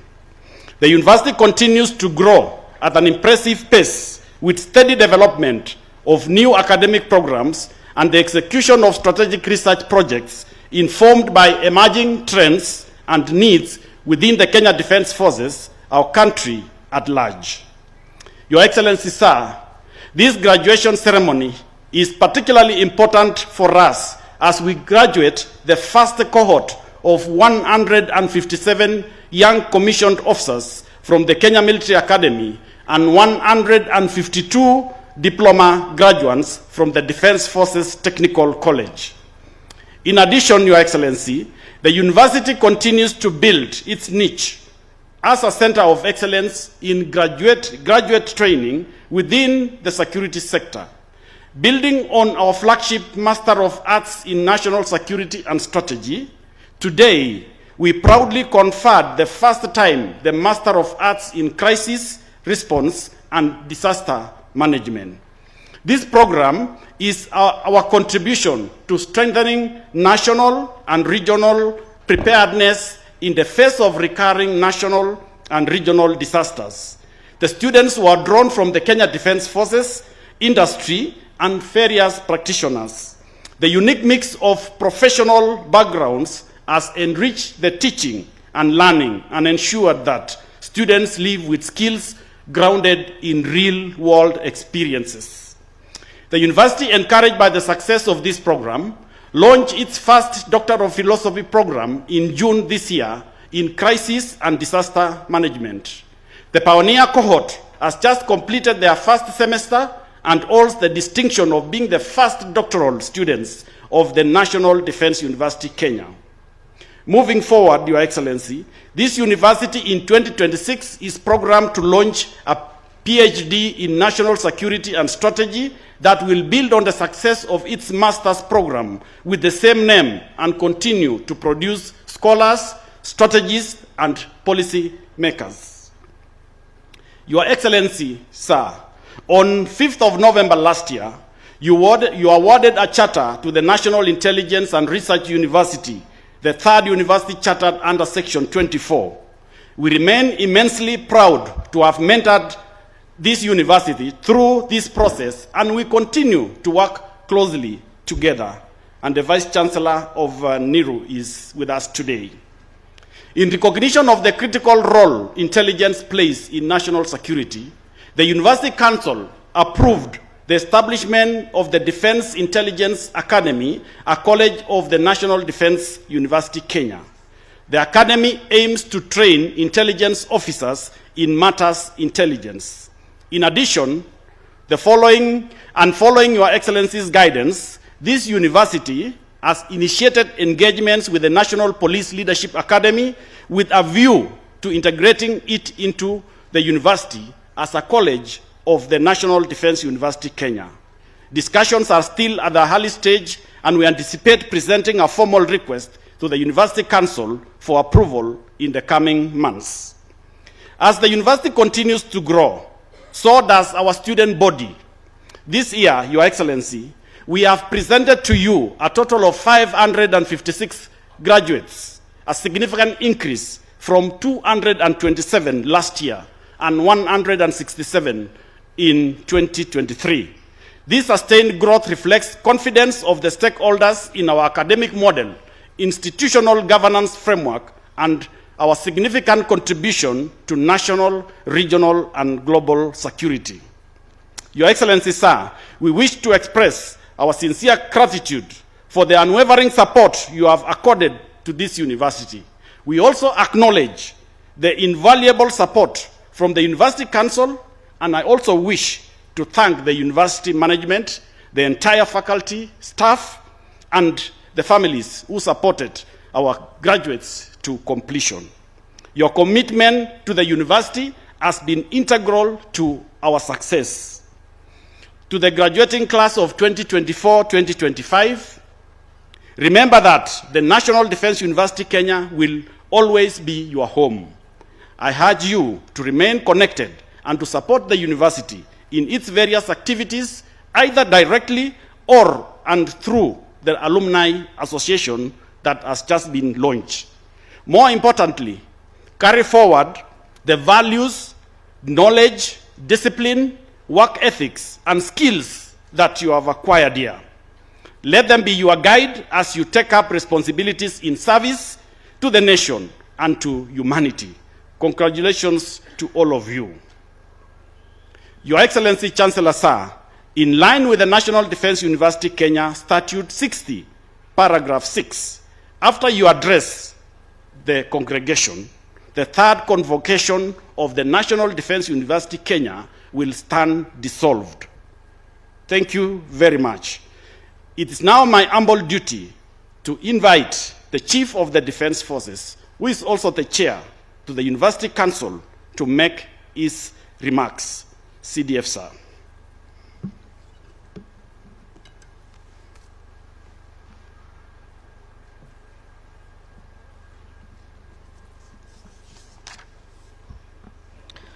Your Excellency, the President and Commander-in-Chief of the Kenya Defense Forces, and also Chancellor of the National Defense University Kenya, Dr. William Samoei Ruto, Cabinet Secretary, Ministry of Defense, Honorable Soipan Tuya, Principal Secretaries, Ministry of Defense and Higher Education, Council members, the Vice Chancellor, and the UK, and Vice Chancellors from various universities represented here today, general officers, both serving and retired, and Your Excellency, allow me to acknowledge in our presence General Retired Robert Kiboshi,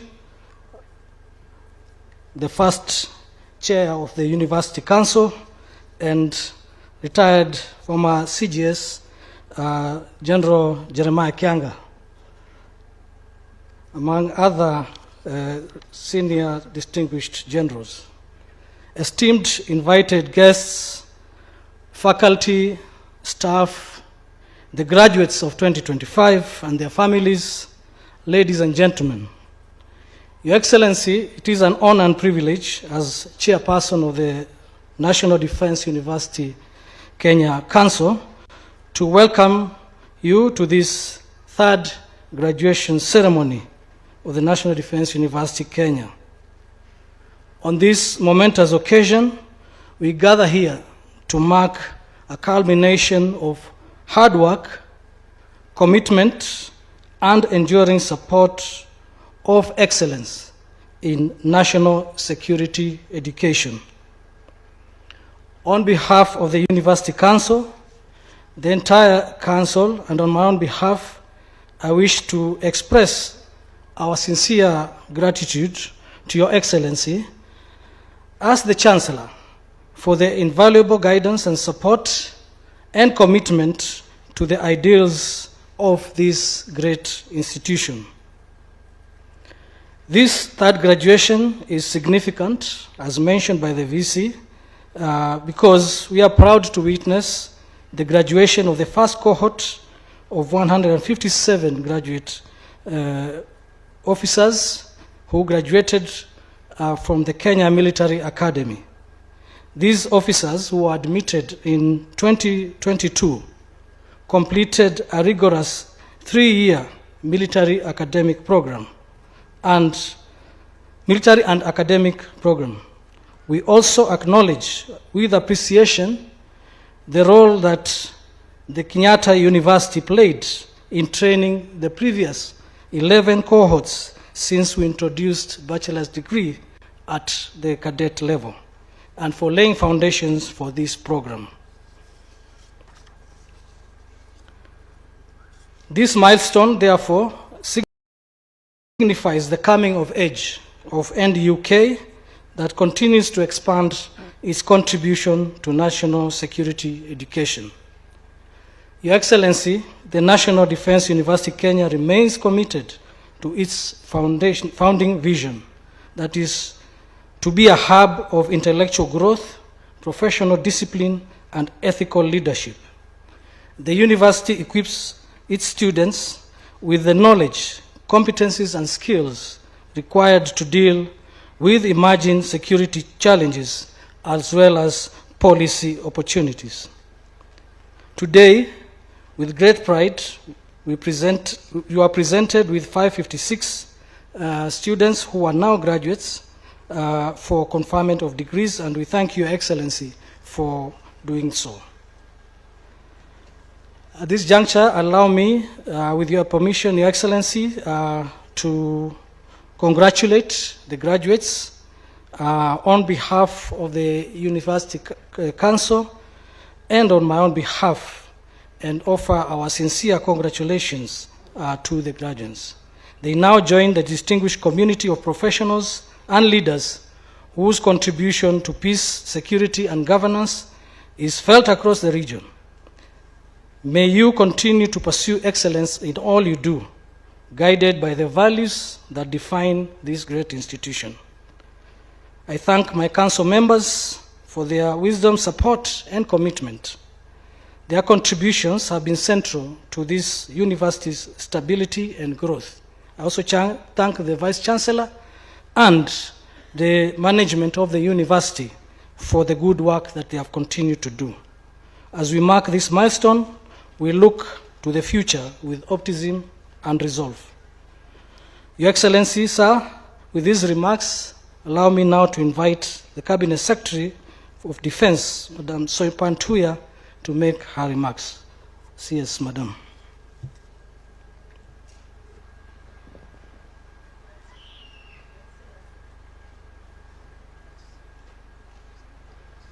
Your Excellency, Dr. William Samoei Ruto, President of the Republic of Kenya and Commander-in-Chief of the Defense Forces and Chancellor of the National Defense University, Kenya, the Chief of the Defense Forces, General Charles Kahariri, Principal Secretary is present, the PS Defense, Dr. Patrick Mariro, and the PS State Department for Higher Education and Research, Dr. Beatrice Inyangala, distinguished members of the University Council, Vice Chancellor, National Defense University, Kenya, general officers, serving and retired, faculty members, graduates, distinguished guests, ladies and gentlemen. It is with great pride that I join you for the third graduation ceremony of the National Defense University, Kenya. Today's occasion is both a celebration of academic excellence and a testament to the continued growth, maturity, and strategic relevance of the National Defense University, Kenya. We gather here to honor dedication, resilience, and discipline of our graduating class. You have demonstrated the highest standards of learning, leadership, and service, values that lie at the very heart of NDUK. I extend my warmest congratulations to each of you for achieving this very significant milestone.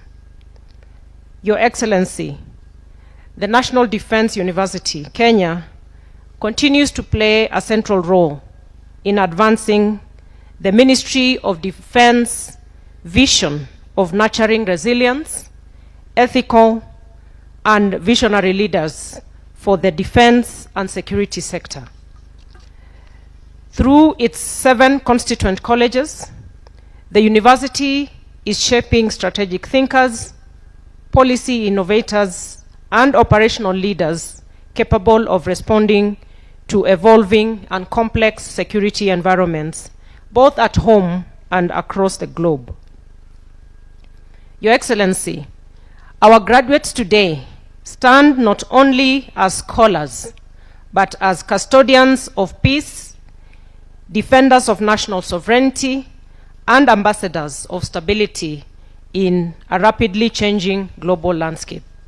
Their achievements reflect the university's sustained contribution to national and regional security and the university's commitment to collaborative learning, innovation, and strategic foresight.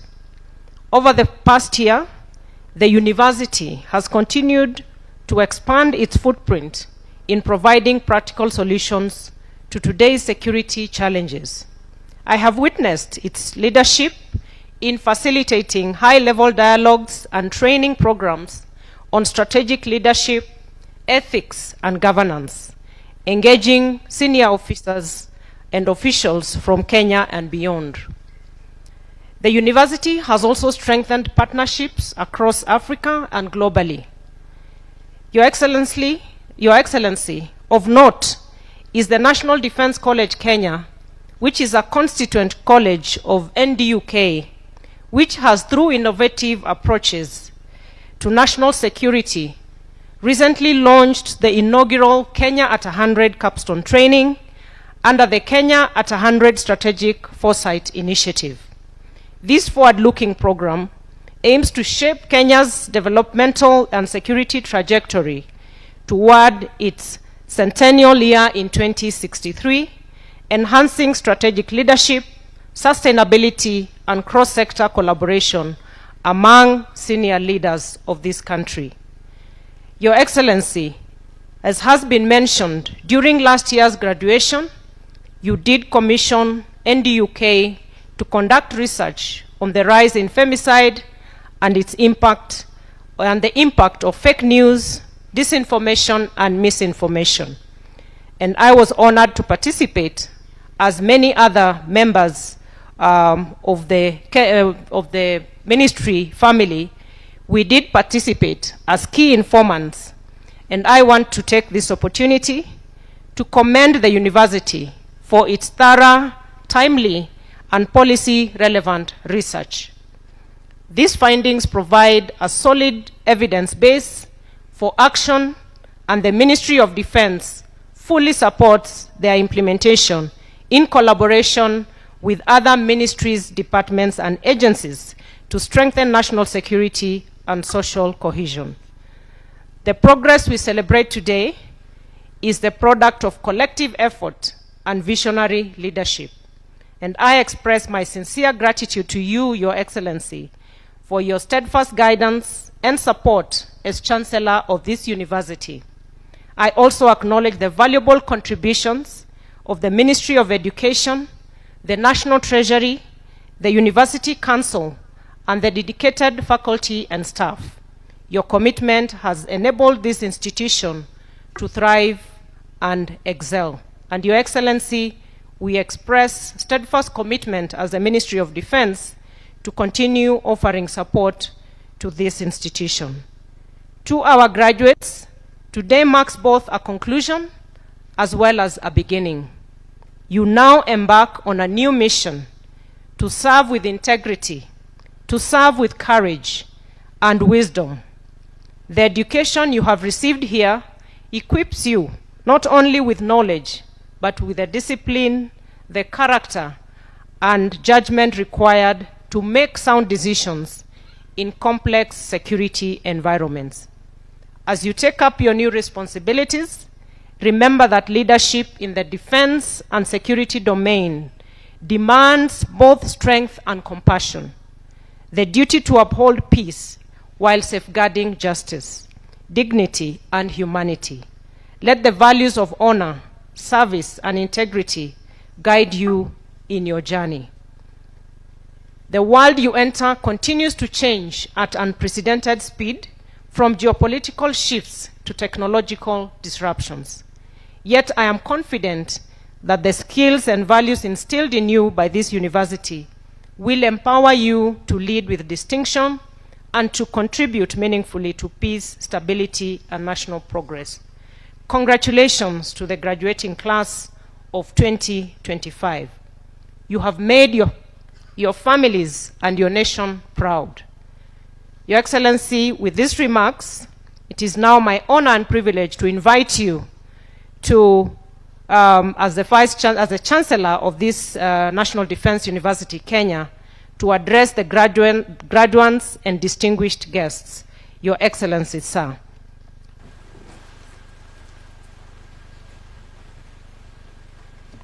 Thank you very much.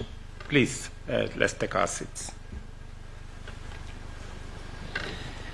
Excellencies, members of Council and Management of the National Defense University, Kenya, distinguished faculty, graduates, family, friends, ladies and gentlemen, I am pleased to join you on this auspicious occasion, the third graduation ceremony of the National Defense University, Kenya, to honor and celebrate the achievements of this remarkable cohort of graduates who now join the ranks of those fully empowered to serve our nation and humanity.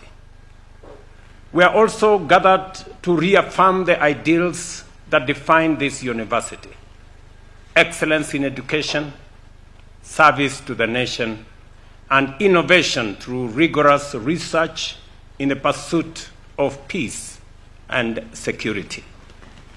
This graduation comes at a fluid moment for our country and the globe. The pace of change is accelerating. The boundaries between traditional and evolving security threats are blurring. Our defense and security architecture is in constant flux. Rapid technological advancement, especially in artificial intelligence, are proving both a boon and a threat.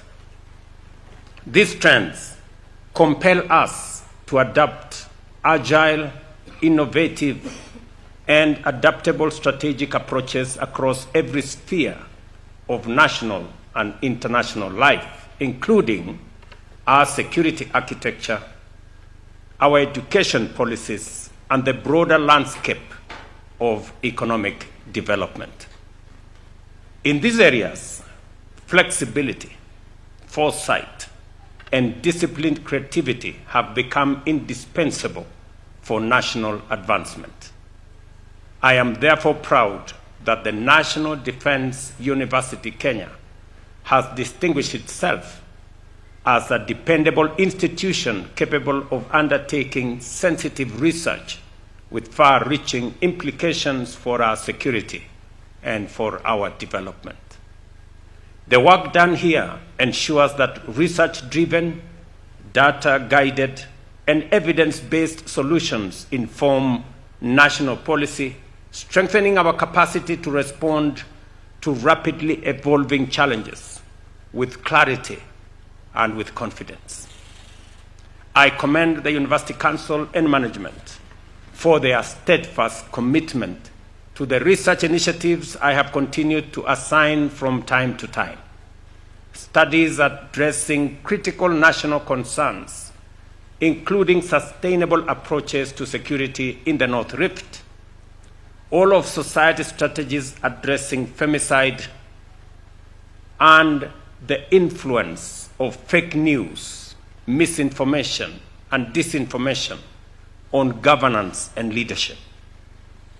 Ladies and gentlemen, in my State of the Nation address yesterday, I identified human capital development as one of the 4 national priorities alongside expansion and transformation of agriculture, generation of additional energy, and expansion of transport and logistics to propel Kenya to the next frontier of leadership.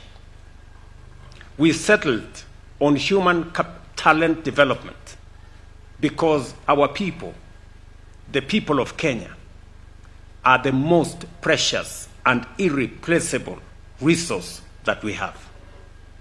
No country can rise above the abilities of its citizens.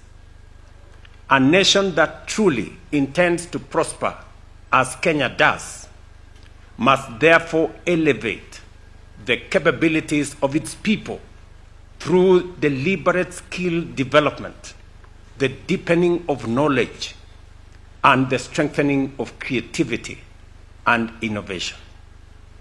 We are resolute in our mission to expand science, technology, engineering, and mathematics education programs, fortify our innovation ecosystem, promote cutting-edge research, and cultivate a formidable cadre of high-level professionals in all those fields, in engineering, in science, in research, in technology, and associated fields. It is for this reason that the government of Kenya is committed to scaling up the National Research Fund from the current 0.8% of GDP to the required and legally provided 2% of GDP. It is also the reason why I deliberately reorganized government and created the State Department for Research, Technology, and Innovation.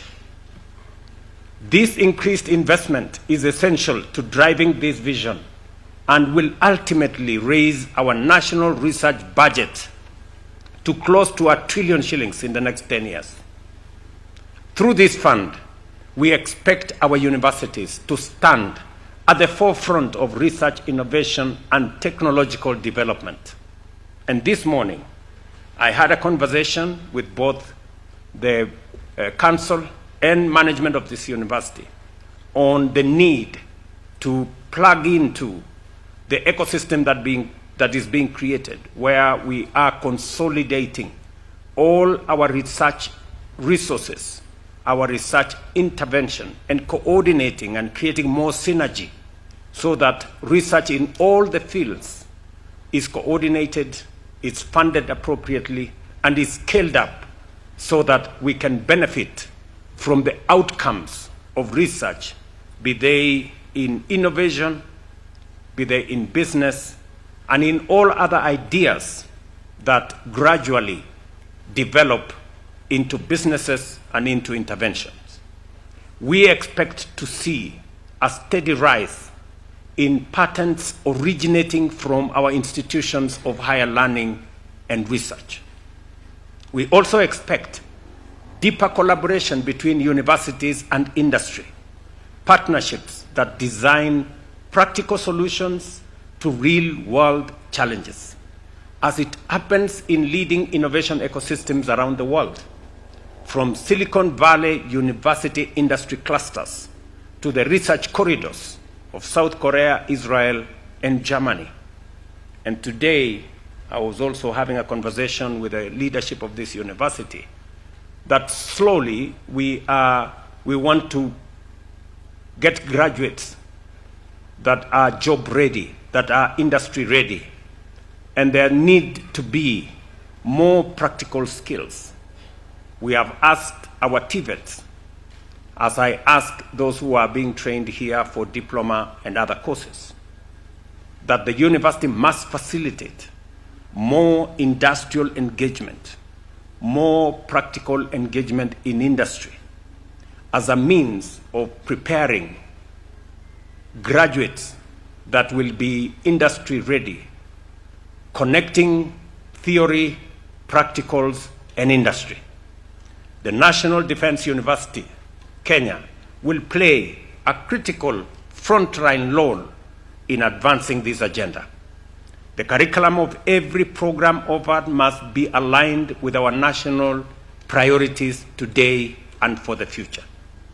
I therefore commend the university for developing capstone programs on national security and ethics designed to foster a collective understanding of our evolving security environment and to ensure coherence in policy formulation and implementation across government.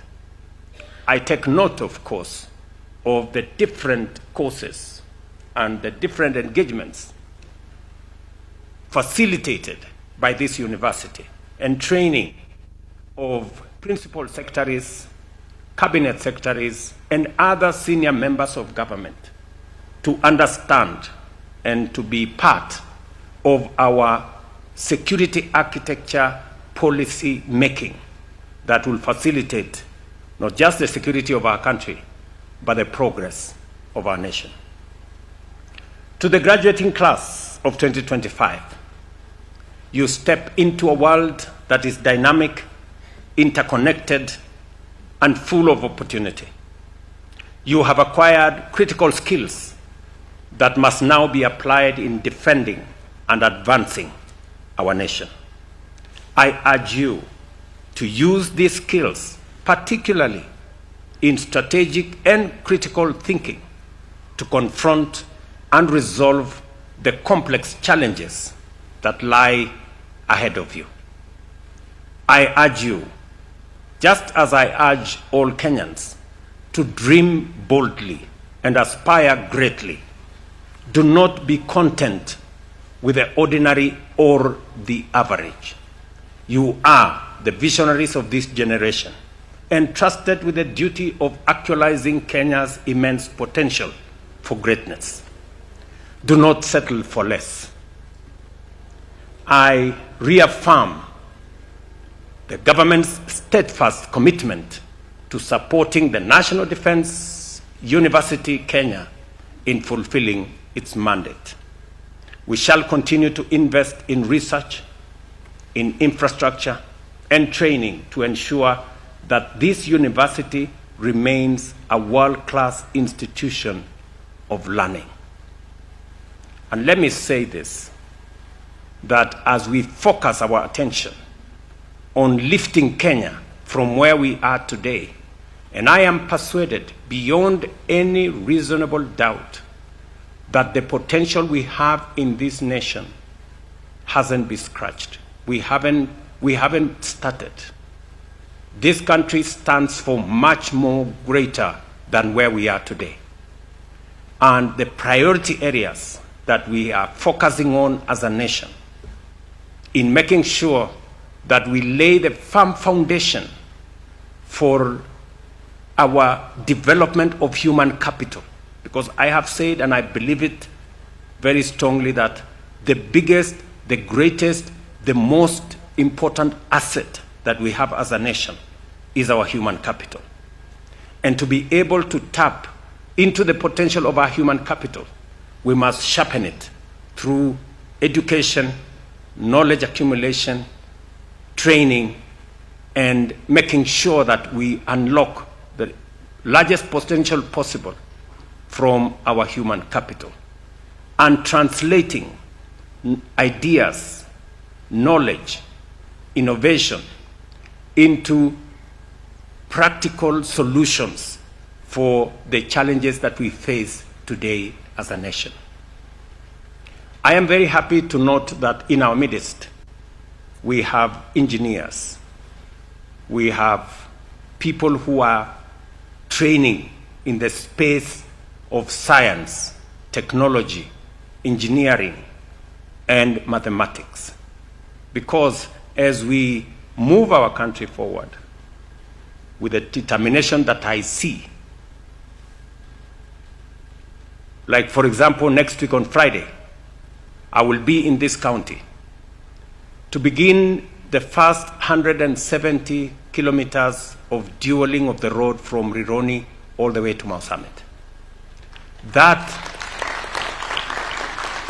comes with requirements of human capital. I was having a conversation this week with a company that is going to undertake that huge exercise where they are investing their own resources. It's not government of Kenya resources. They will be investing in the construction of this road.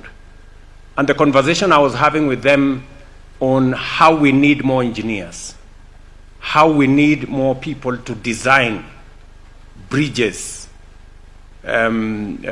viaducts, and all the other road infrastructure, how we are going to use the capacities they have to transfer technology and transfer knowledge to more engineers in Kenya, to more people like the one I see graduating here today, so that they can not only appropriate what we need to do as a nation, but we can create a pool of highly qualified professionals to drive the development of our country.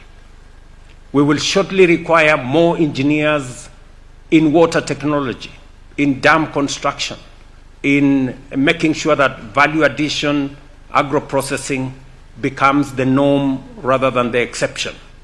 Today, we still export quite a bit of our products in raw form, and we need to change that. I did say yesterday, we import today more than we export. And if we continue this way, there is very little likelihood that we can grow wealth if we are using more money to buy things from other places than the money we receive from the products we sell to other markets. It means we are draining the resources we have. We have to change that. We need to export more than we import. And that is the reason why logistics, making sure that we develop the necessary road infrastructure, the necessary logistics that will get our country connected, move products from markets, from fields, from farmers to markets, engage our manufacturing and agro-processing infrastructure. And for us to do that, I did say yesterday, we need energy. We need electricity. At the moment, the electricity that we have is not sufficient to power our transformation. I remember when I went to the United States for that invitation by President Joe Biden. One of the program we signed into is a program that would put Kenya, Microsoft, and G42 of the UAE in the setup of what we wanted to be data centers powered by green energy, because we have green energy in abundance.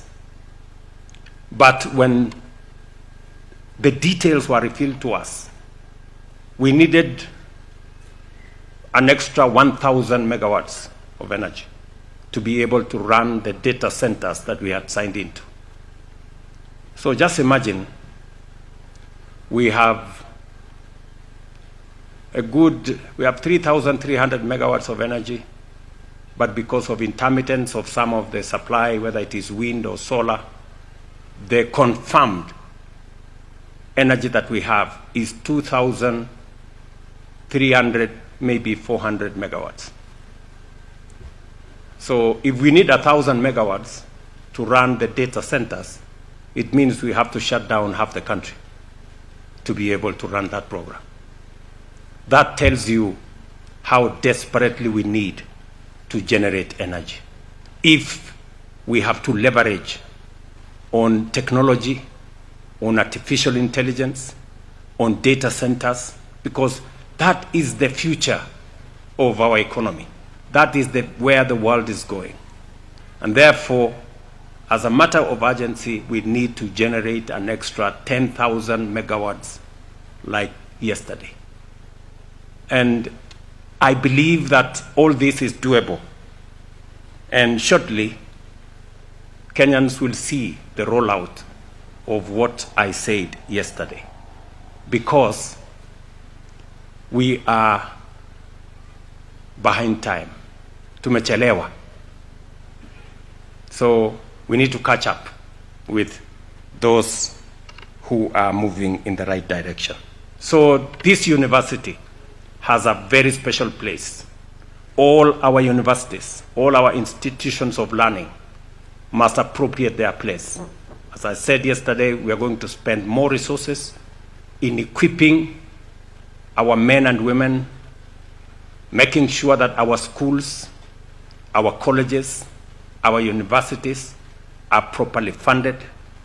They have the necessary capabilities to train, to teach, and to educate the Kenyan population. It is the reason why I have increased the budget for education from close to 500 billion shillings to 700 billion shillings in the last 3 years, because education is important. Our training of human capital is important, because as I have said, no nation can grow beyond the abilities of its citizens. So if we have to move to the next level, we have to train, we have to get the men and women with the capacity to think, with the capacity to plan for our progress. So universities, colleges, I call upon you to appropriate your place, to take up your responsibility. Government of Kenya, we will raise the necessary resources.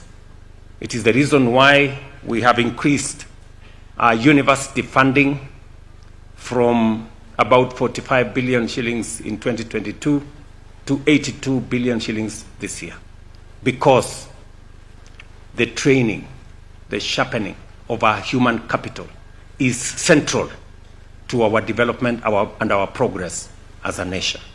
And therefore, those of you who are graduating here today, I have told you that you occupy a very special place in shaping the future of our country. And each and every one of us must know that you have a contribution to make.